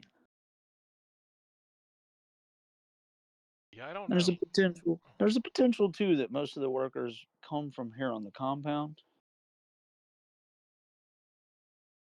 but not all of them. Some of the other people from down in town made their way to the compound afterward.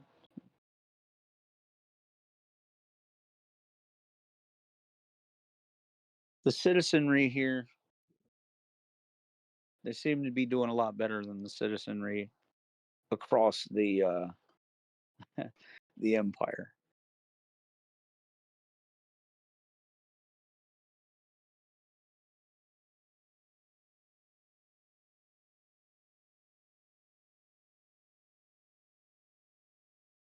And so, as that night draws to a close,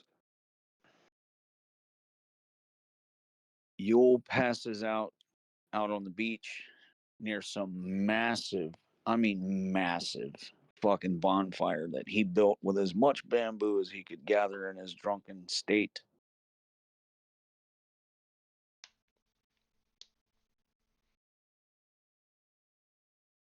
Did he have a fair amount of local help at a certain point?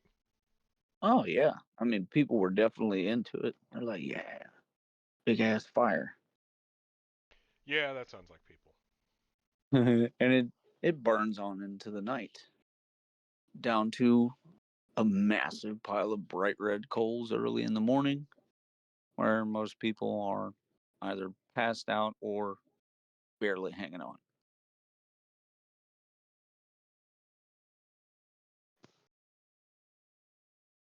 Most people wake around 10, maybe 11, just as the sun is beginning to really climb high in the day.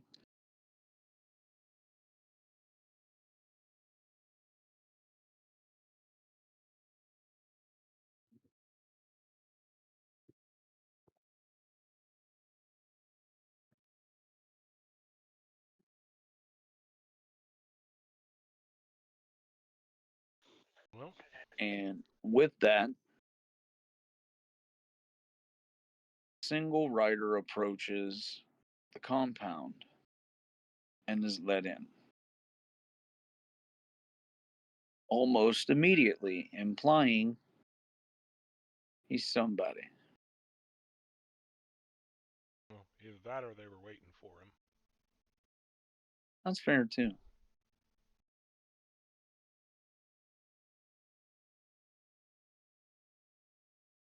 Or both.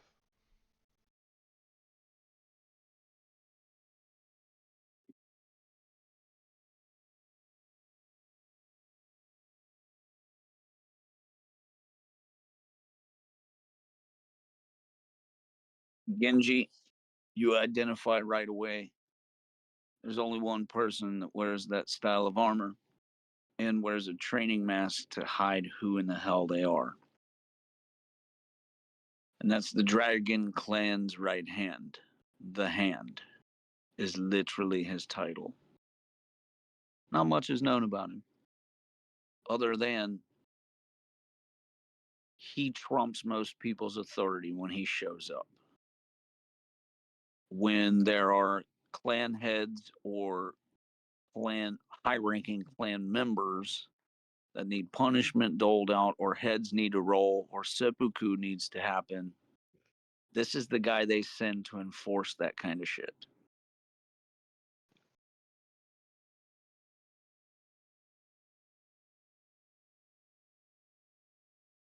Oh boy.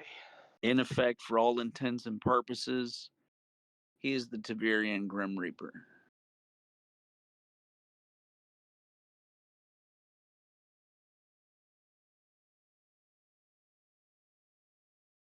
Oh boy.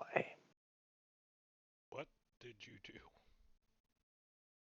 I'm starting to wonder.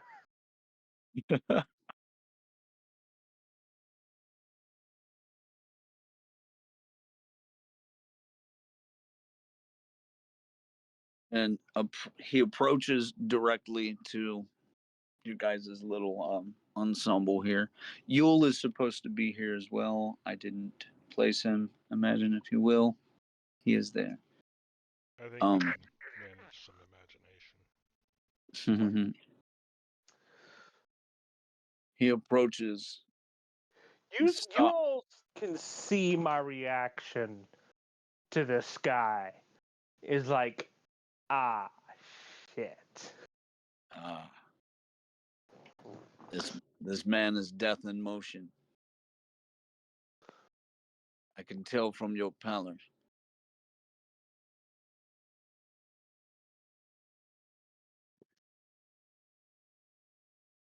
Yes. And so, as he approaches, Leander, feeling the gravitas of his just presence, truly, takes a couple steps back. And in doing so, he takes that encroachful 5-foot step to, you know, dominate the little area here. Not truly to intimidate, but seeing that his reputation flies before him, and most men do too, he will take a hostile approach in this endeavor with his body language. In doing so, Sandoval, Yep. do you seize the opportunity for an attack of opportunity?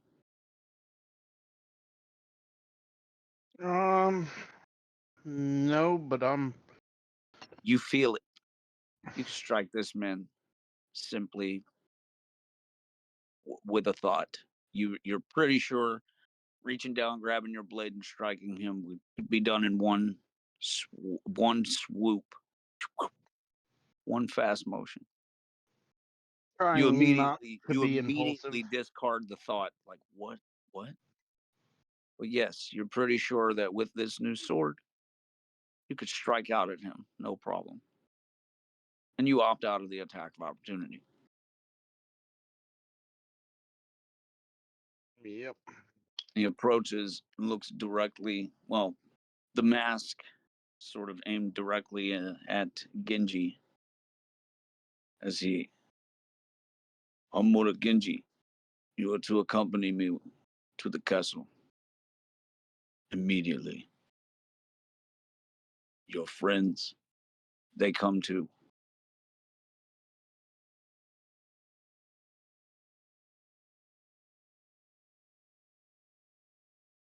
This is not a request. This is a demand.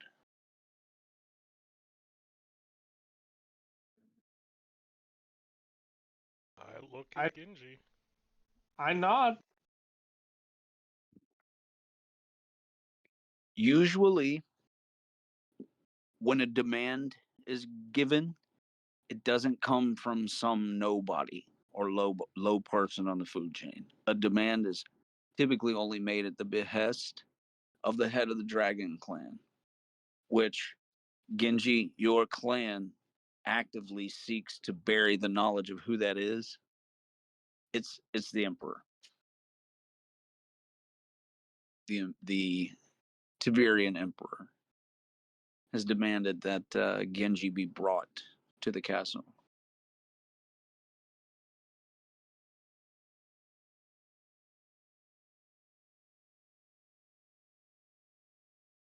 Well, that doesn't sound ominous at all. Not even a little bit, right? No, I'm perfectly fine with it. It's cool, right? Yeah, it's all good. But seeing all this, Tori becomes very disheveled as he makes his way over. What is the meaning of this? The hand looks to Tori. Do not trouble yourself, old man. The head of our clan has summoned your grandchild. Send him willingly. Tori kind of looks about and he goes, I will accompany my grandson wherever he shall go. It is my right as head of this clan. If needs be, I can substitute my own life for his.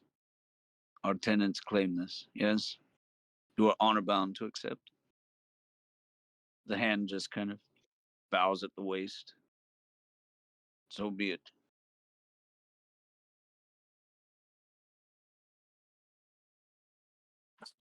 Grandpa summons his blade.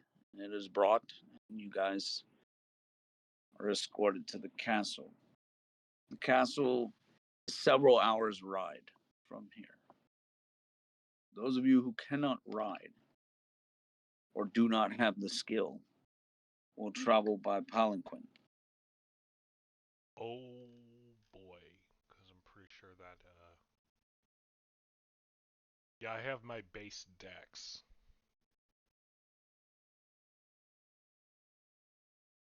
Okay. Then those of you that, like I said, cannot ride a horse yourself, you're carried in a palanquin. You know, I'm gonna check. I doubt it, but yeah, I have my deck score. I mean, as long as it's not a particularly onerous journey, I believe that. Sandoval should know how to ride, I believe. Yeah, you can. So, without the skill, you can sit on the horse and not be thrown. As long as nothing happens and you're not trying to use the horse to fight or do anything spectacular, you can use a horse. Yeah, I mean, Sandoval's likely had riding lessons, but not like, You can never take the horse to a full gallop. yeah. Yeah, without a ride check. That is, well, you can. So let me say that. But you want to hit the right ride DC because otherwise you might fall off. Or you might really wish you had, because you're going to be sore as fuck. Yeah. Sandoval will opt to ride. Yep. Okay. He's been on a horse. He's not overly familiar with them, but country estates and whatnot. Yule is far too large to ride any of their animals.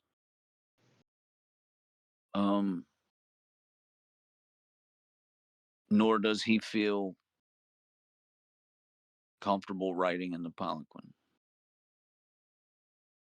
He would What you're walk. saying is when he walks beside Sandoval, they're seeing eye to eye for the first time, Potentially.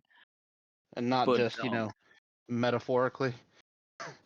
but yeah, he says, He says, "I'll run. I'll keep up with the horses. I'll run." And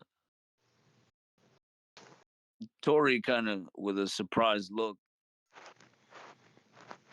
"You sure you can do that? I mean, you're rather large, and see you are of ogre descent, but still, castle is several miles."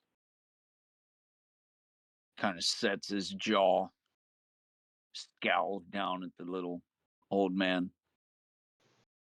"You lead the way." "Fiery bunch, aren't you?" Climbs up on his horse that he rides side saddle normally, but not right now. He's wearing trousers, so yes, you guys take off with the hand in lead.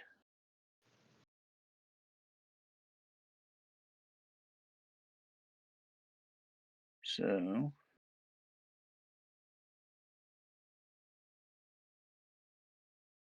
one moment.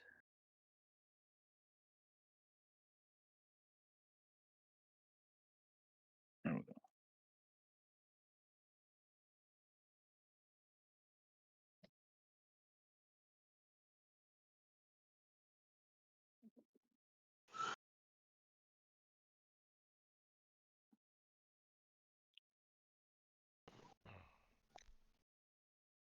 Kunosi Castle. For those of you who speak Tavirian, Kunosi means small lord. Master, forgive me. Small master. Okay. And this is, for as massive as the Murua compound seems, it's no castle. This is the castle grounds that you're looking at here.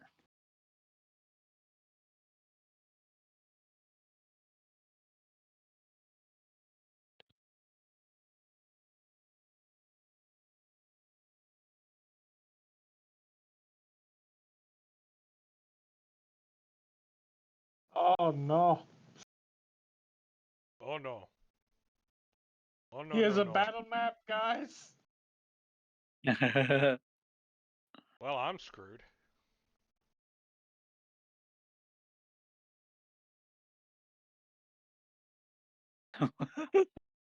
Well, I'm screwed. Nope. So This one again. There we go. the battle map is because there's going to be some walking around and talking to various people. Also, the tokens and battle map are here in case you never know how PCs get. So here we are. I could have taken the opportunity to strike dude down. Well, good for you. I did not do that. It seemed like a good choice to not. Yeah. But yes, it's this newfound deftness, quickness, and agility.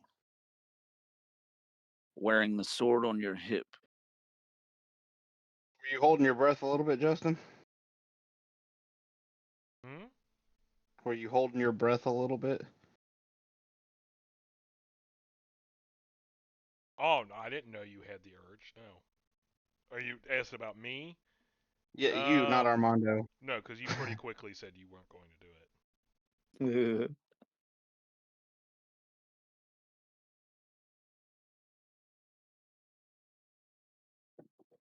Well, that looks familiar. Okay, now I'm gonna do some handouts, one at a time, in the order that you guys kind of take notice of them. So, firstly, upon entering, you see. Okay.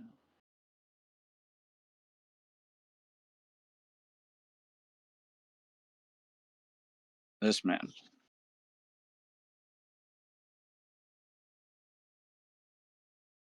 A samurai of the Lion Clan. He is what is known as a borderman. The Lion Clan tends to a lot of the borders that aren't claimed by the various Tavarian lords or protected by Sijic order.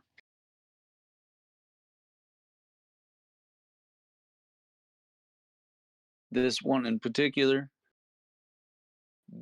Genji, you know this one. You actually know all of these people. Oh boy. They are the heads of the various clans. This is none other than Akamoto Matsura from the Akamoto clan, the heads of the Lion Clan. He is accompanied by only one other person, and that is the person he is talking with. It seems the person he is talking with is trying to calm him down. There are several castle guards surrounding, not necessarily him, but keeping close by. He seems upset.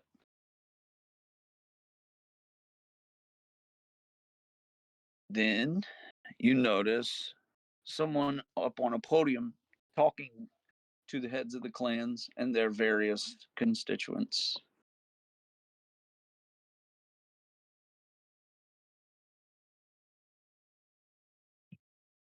This man.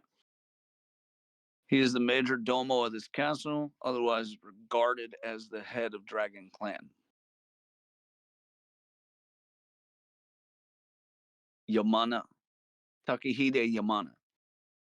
And so, Clan Takahide, they're the heads of Dragon Clan.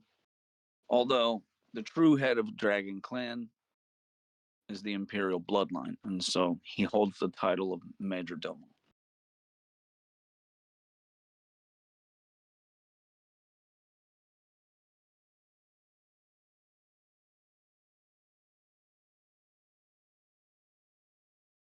You see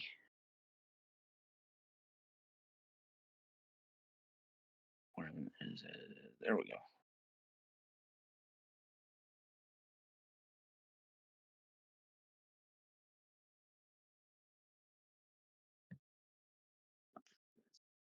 Phoenix Clan Huntress. They hunt Hingokai and Shadow Beasts to the far corners of the Tavirian realm. They don't leave the way Crab Clan does.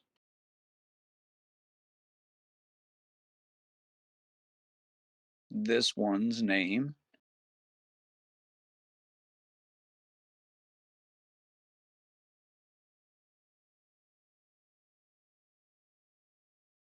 is Rinko, Clan Harushi. So Harushi Rinko. She is the head of the Phoenix Clan. She is standing next to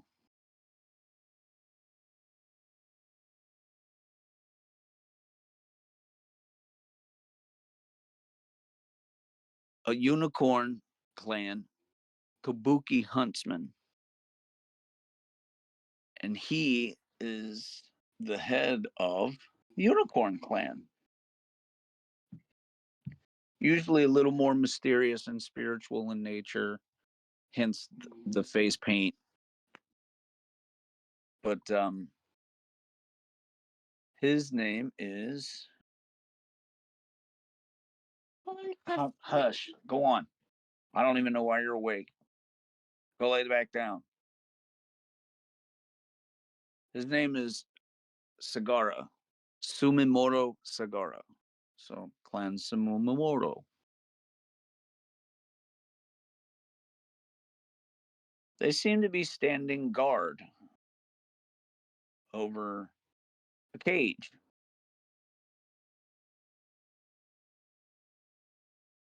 that cage. It's a little bit too shiny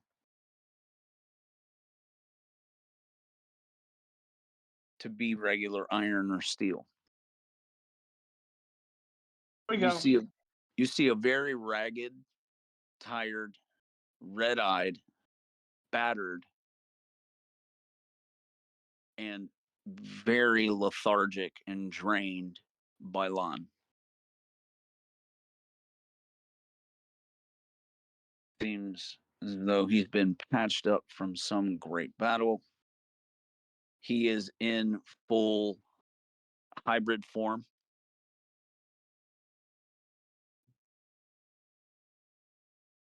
The man on stage happens to hold in his hands one of Armando's lanterns.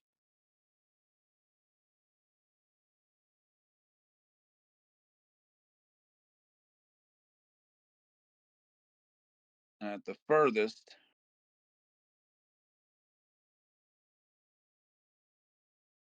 you see this man, a Crab Clan shinobi, highest ranking member, Clan Shinzo. His name is Kanabi. Very distinct, as it seems he has suffered great battle, great scars from battle, resulting in him needing breathing whatever, things to help him breathe. So he wanders around with this contraption stuck to his back with a hose connected to his face.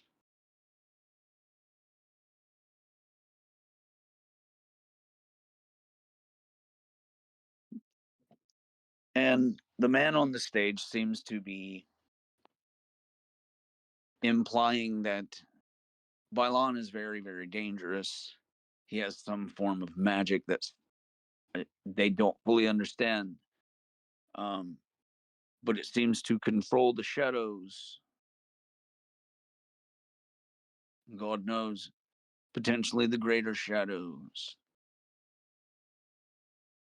And when you guys come in, he doesn't miss a beat. He actually turns and presents the Genji and his grandfather to the rest of the clans as I sent the hand myself to go and fetch this Hanmura trash that brought these feral creatures to our doorsteps.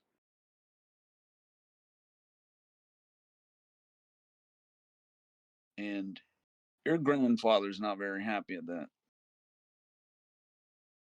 Begins to immediately make his way over there. Hanmura trash, huh? One more thing. But Yeah, no, I am following my grandfather. Like, oh dear. Leander's like, do we follow? wait a few steps, then yes. He looks over at the hand. I'm not gonna move till you move. I feel comfortable that way, you know? The hand just emotionlessly regards him with a masked face. Turns. Wanders up to the head of the Lion Clan to see if he can aid in diffusing whatever situation is occurring there.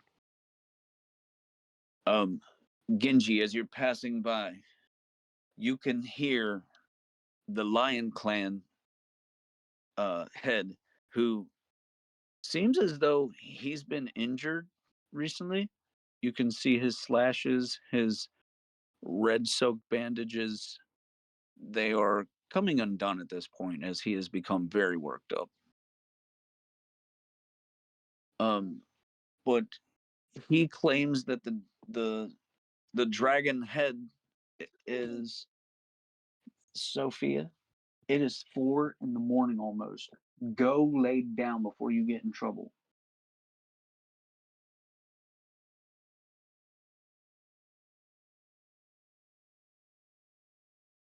Sorry, but he's upset and he is claiming that Yamana, the dragon head, is a liar, as he claims he's the one who brought the beast down, and he does not believe that the beast is nearly as feral as the dragon leadership would like to tout it. But as the Lion Clan are sort of detached from local politics, often they are regarded very low in the ladder. So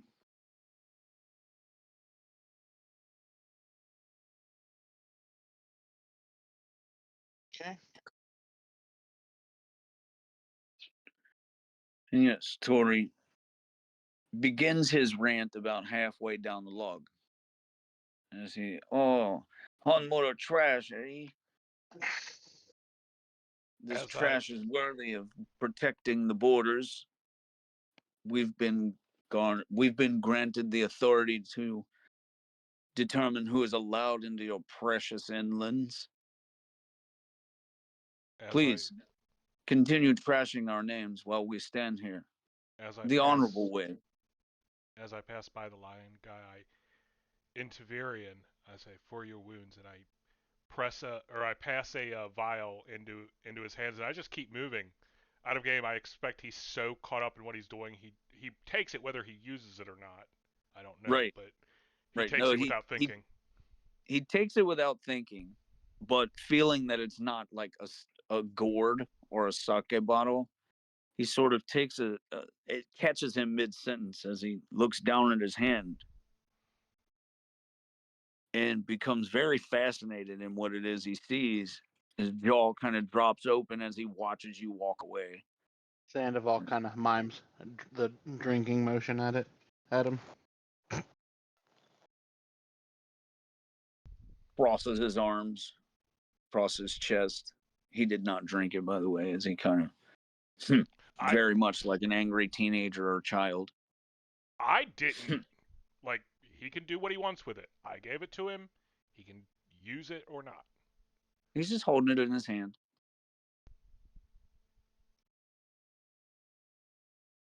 And now I have to balance across these logs. Yeah, Oh, it's relatively simple. okay. But yeah, the Dragon Clan guy doesn't let up, does not miss a beat, just continues to imply that Genji being allowed to go into the Empire of Vice was a very stupid move on their clan's leadership. You know, I'm not normally one to bring up the past in regards to faults in one's honor. However, it is a common saying around here and in various parts of Tiberia. Most of the most of the tribes from or clans from the years before, they didn't fall into dishonor, but they consistently are nowadays. And Tori kind of rebuttals. It seems quite convenient to blame things like this on our forefathers or to bring up the shortcomings of our ancestors. And that's the problem with you. It's not about what I've done or my grandfather. It's about the failings and shortcomings of people that we only have pictures of. Either way, I trust my grandson's judgment in whatever this farce is that you've constructed. I am before the cage. As Pylon sort of opens his eyes enough to notice that it's you. He sort of excitedly begins to sit up, and as he does, you can tell it causes him great pain. But as he does, he sort of winces and leans into the bars. Touching them sort of pains him, it would seem. However, he reaches out with his hand. It's a massive, hybrided bear claw. And through gritted teeth and in a very guttural, growling voice, he just kind of one-eyed through the bars. Help me. Genji, you found me. Just kind of slumps back down. My hand reaches out to his and presses against it. Greetings, Bylon. I am sorry to think your journey has brought you to such pain. That garners a sharp look from the Shentel priest nearby, who sort of hasn't stopped chanting very lowly, real low voice and tone. Jim, move the mic away from your beard. Sorry.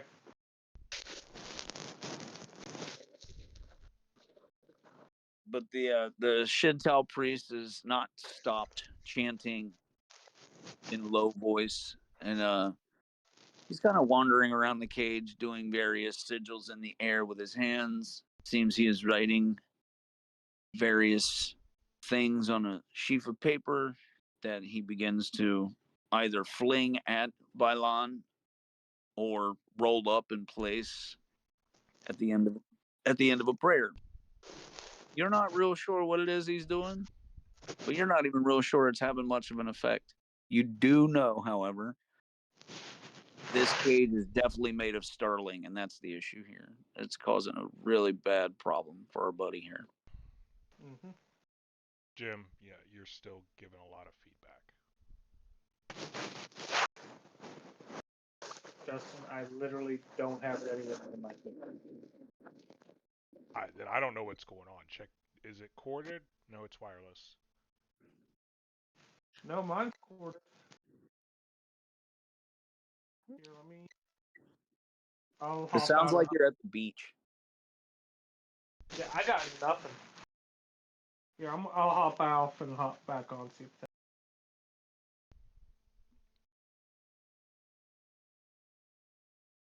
Still there?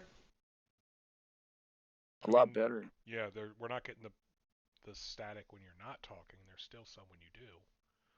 Don't know what to tell you, Justin. I don't. It sounds like an old record. Yeah. Like that grainy pop every now and then. All right. But yes, this is the scene set before you. Is you guys everyone else can move about and interact. stopping and looking at what's going on when Genji approaches the cage? No. The Shintal priest, as I said, kind of gives him a distraught look.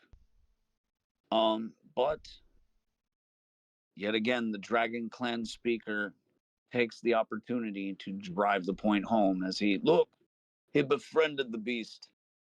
The beast attacked our men. And you And have look, proof of this. Absolutely. Where? I would love to see it. Because the last time we saw Bylon, because he has a name, he was fighting shadows. It has a name. Bylon. The Rot. Yes, the Rot. We know. Yes, given by you.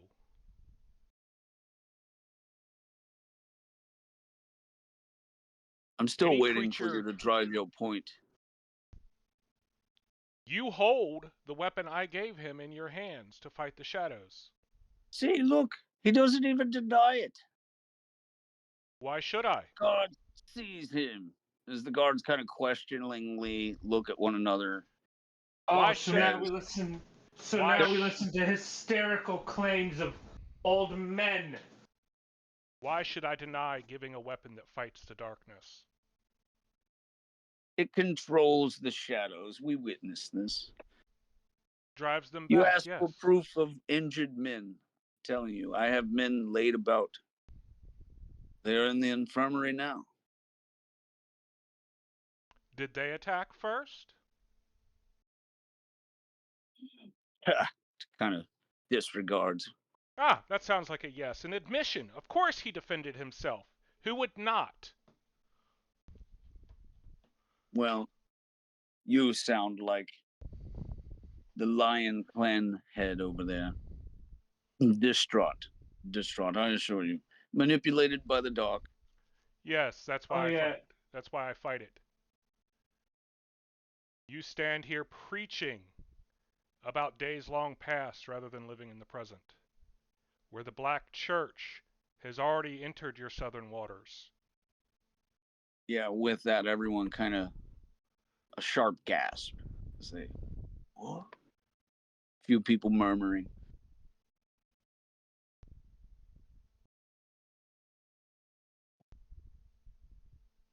This is what you spend your time on? I thought Taveria was a place of honor. What do you know of honor? Not as much as I'd like, but more than I... Our people are the defenders of the ancient ways. The Then ancient ways. defend the ancient ways.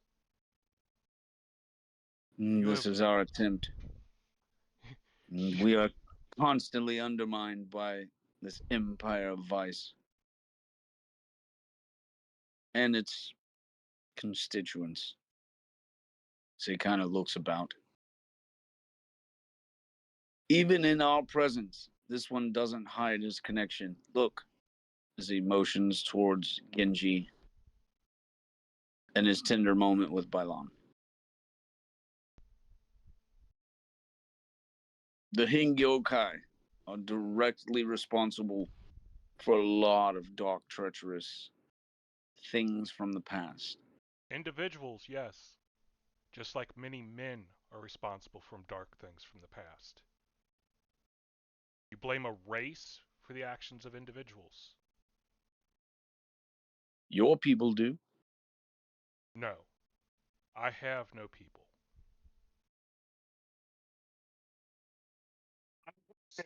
Do the Merovingians? Yes. And they are wrong. Just like you. Why would you side with their decisions? My decisions are my own. I find mean that to hard to protect my believe when you people. speak with their words. I mean to protect my people from forces you have no comprehension about. Really? No comprehension. None. I have seen the dead walk. Yeah, and I that have garners seen the a darkness of really other surprised realms. reaction. I have seen the darkness of other realms reaching into this one to find hosts. Do not tell me what I know not of. I fight this darkness. I fight the Empire and the Church at every turn. With that, the Crab Clan leader sort of makes his way to you. It's not very quiet as you can hear the breathing apparatus breathe for him. He places a hand on your shoulder. He says, "Be calm, young one. This old codger, he deserves his moment. His concern is for his people."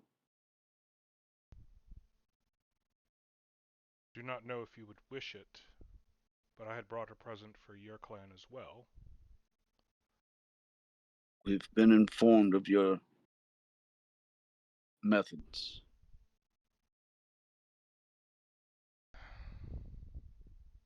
The company you keep, it wins you no friends here.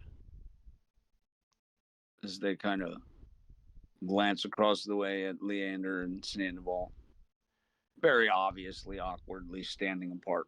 from, various crowds. But together. Well, of course. United front, all that. Imagine Yule's with us too, but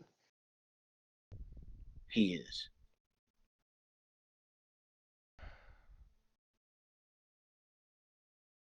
I have joined. Sandoval kind of taps Leander, so he kind of nudges him with his arm because he's not really. His hands are tucked into his belt, but he kind of nudges Leander with his arms, like, "Pay attention. Quit writing for a second." Ah, there's you. I have gathered people from many nations. I have been shown what will happen if they are not stopped. If the church is allowed to spread its poison. They would burn and put out the moon, blot out the sun. They would strike all light from the prime. They would destroy us all and laugh as they sup on our bones, drink our blood for wine. Chaosium was a terrible time. Speak with the Sigic elders if you need more proof. They are not to be trifled with. Any of them. Terrible. Murderers. All of them. Genji? Eve. Yeah, you're pretty sure he's talking about your girl. You're not really happy about that. You should probably set some things right. If you don't want to interject, I need you to roll a will save. Okay, and he's talking about Nehelenia, isn't he? He's talking about all of them, but yes. Oh. Here's the problem: is I, as a player, am drawing a blank on what I can say positively about her here. I don't know, but she What- definitely aided in saving some lives. Now, remember the wording of your agreement. No one ever said you need to outwardly admit that you made a deal or any of those types of things, or even give name to who it is that you're trying to protect, other than to just say, maybe you got that one wrong too, along with the whole void shadow creature thing. I don't see where the problem of this character's like.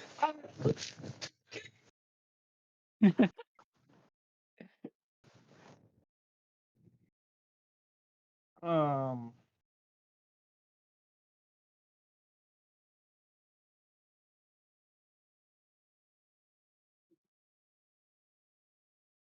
Okay.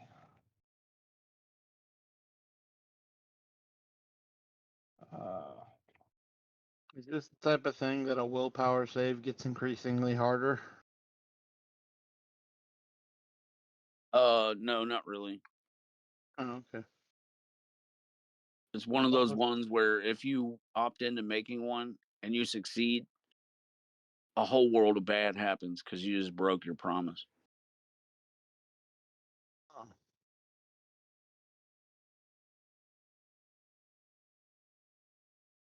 I recall the precise. Do not speak ill of her in Tiberia. I believe I have it written down somewhere. Let me look. But yes, the wording was something to that effect. It seems, good sir, she has taken some liberties. You may or may not be happy about that. I don't really see what there is to be happy about, but She No. lied. Yeah. And not that she necessarily lied, but it seems that through omission, she left out a little pertinent detail that not only is he not allowed to talk bad about her, the idea is that he probably shouldn't let anyone.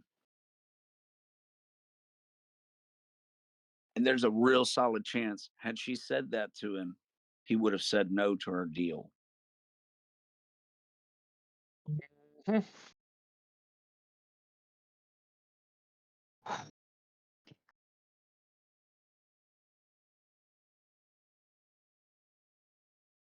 Yes, Can I roll diplomacy for this most certainly.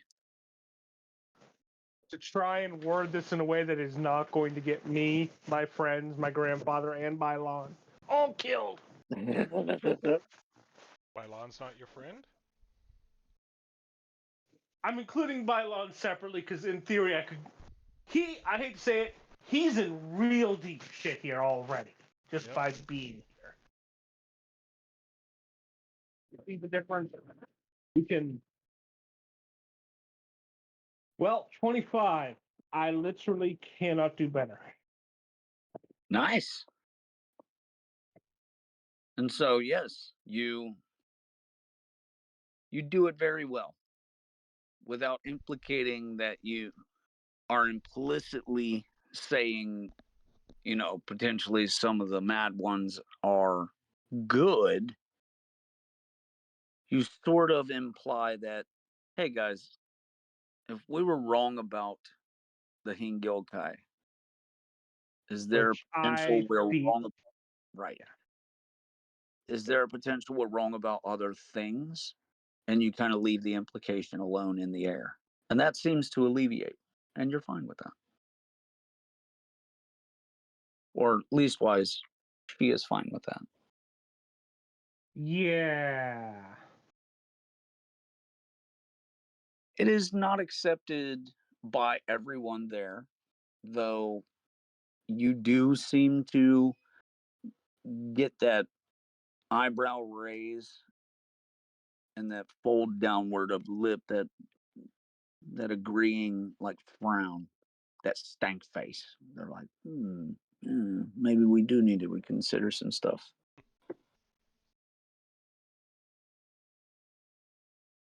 The And dragon furthermore, and speaker seems wordless. Go ahead. given, correct me if I'm wrong, honored leaders, but oh my god, my mind just blanked on his name. Akimoto. Out of game. It is Akimoto, right? The Lion Clan. The list is so long. One moment. Yeah, you threw a lot of names at us real quick. Yes, you are very right, though, Akimoto. Akimoto Dono was claiming that it was his people who faced down Bylon in the situation in the conflict, not yours. Is that Yes, true? it was. No, Because out of game, my men were dispatched to aid the Lion Clan. As it would seem, this one was gathering an army. Some escaped. We nearly put them all down. Nakamoto is the one who decided to capture this creature, as he claimed, the end of their duel, as he calls it. This creature laid down arms. I find that hard to believe. I believe he's been placed under some sort of enchantment. These creatures are terribly foul and dark, and I've battled them my entire life. Of them being, almost the entire, most of Bylon's followers being cut down and whatnot. I'd murmur over to Leander, and I'm like, and they say my family's brutal. Man, no shit. Just going and killing animals, eh? It's fucked up. So you impugn upon his honor, saying that he is bespelled, that he is not strong enough to resist it? I've seen great men fall to these creatures. And with that, Genji, you're pretty sure he's trying to make synonymous the Hingilkai with the shadows. as one and the same, as And I though the raise an shadows eyebrow. come from a parallel dimension, as though the shadows aren't fueled by the aether. Yeah, he's trying to make them synonymous. Are you so has no priest? And I actually do kind of turn to the guy who's currently doing the whole thing around Pylon. Has no priest attended then to Akimoto Dono? Surely a purification ritual should see any deception cleared from his eyes. He refuses. Okay, even I'm pausing there like, motherfucker. He refuses. He claims there is no need for a purification ritual. I told him I myself would personally supply the jade. He's declined, Half claiming tempted to. I'm half claiming tempted to honor. toss a piece of jade at him to see if he, out of reaction, catches it the way he did with Armando's thing. I don't remember if that does anything. Fling it. Please What don't. is what is Oh god damn it. what is it? Roll Ranged your attack? roll your range. He said, "Please don't." Oh god. They're in the middle of bitching, and he's just gonna throw jade at him. Ah, seems fine.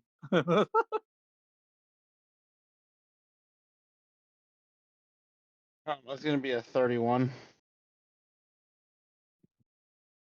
Did you just bean a clan head in the head? I think he tossed it, not threw. He Yeah, underhanded, Yeah. not over. Now, but this that is the being idea. stated, It's meant for he him to does catch it. he does Reactionary. attempt to catch it and fails. And so you actually throw it in a way that you could potentially aim it. Where are you aiming for?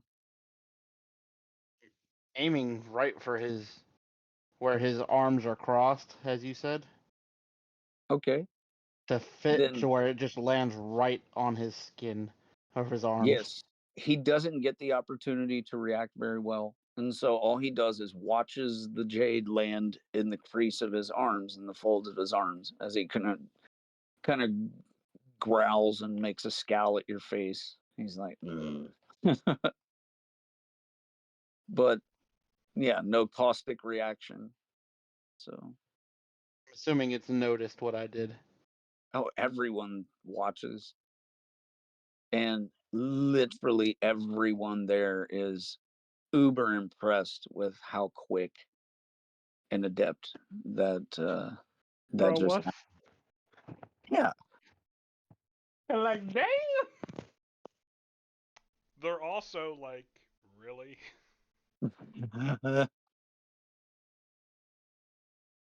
The guy on the stage.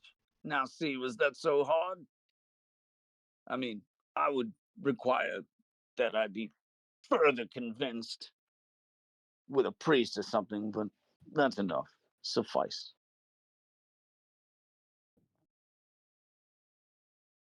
And at that, the unicorn member kind of looks up. Get off the stage, old man. You've been bested. I think it's time to approach this with a different point of view.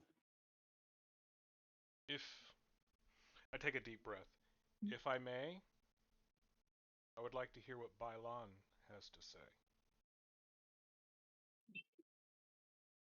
And yeah, the Dragon Clan speaker kind of harumphs as they release him.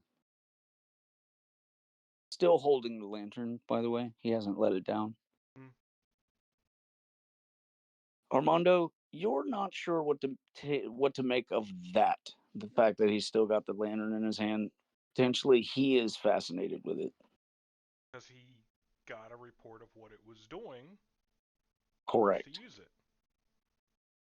He thinks he's That's gained a great weapon and he is the only one. yeah. That's pretty much what you're gathering here. Is This was a very aggressive maneuver to try and not only in their defense actively quell a Hangyokai threat, but also garner some upper hand. And you're guessing it is in the form of that weapon, that lantern, because the reports are that they do control shadows. Hell, I never denied that they did something to the shadows, so.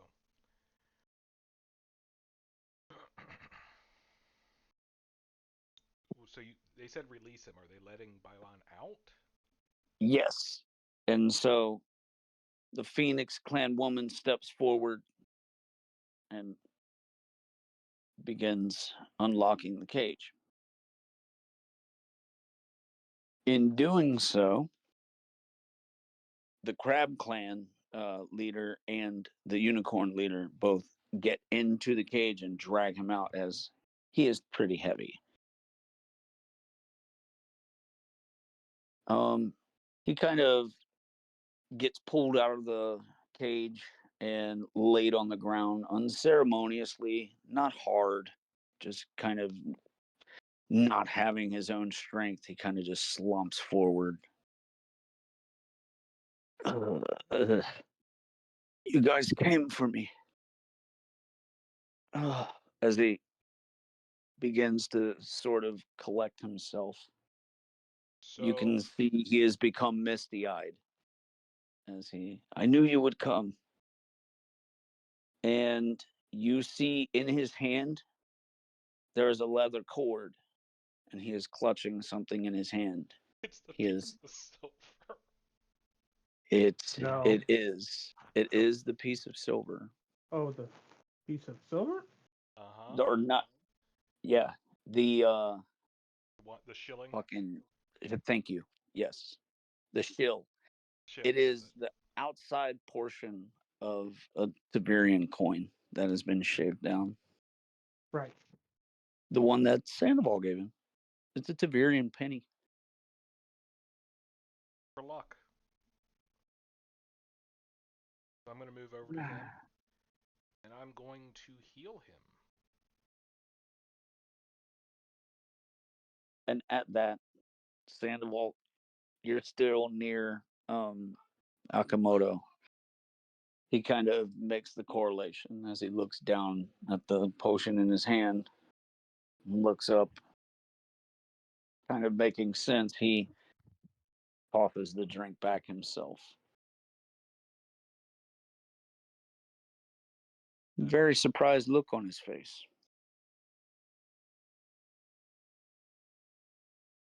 And yes, bearing witness to the effects of a few drinks of one of the potions, everyone there kind of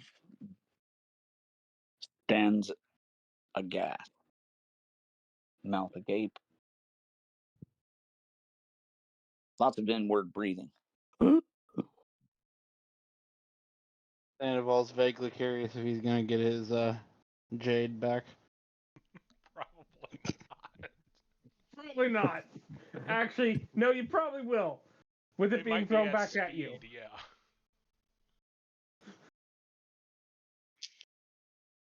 It's expeditious.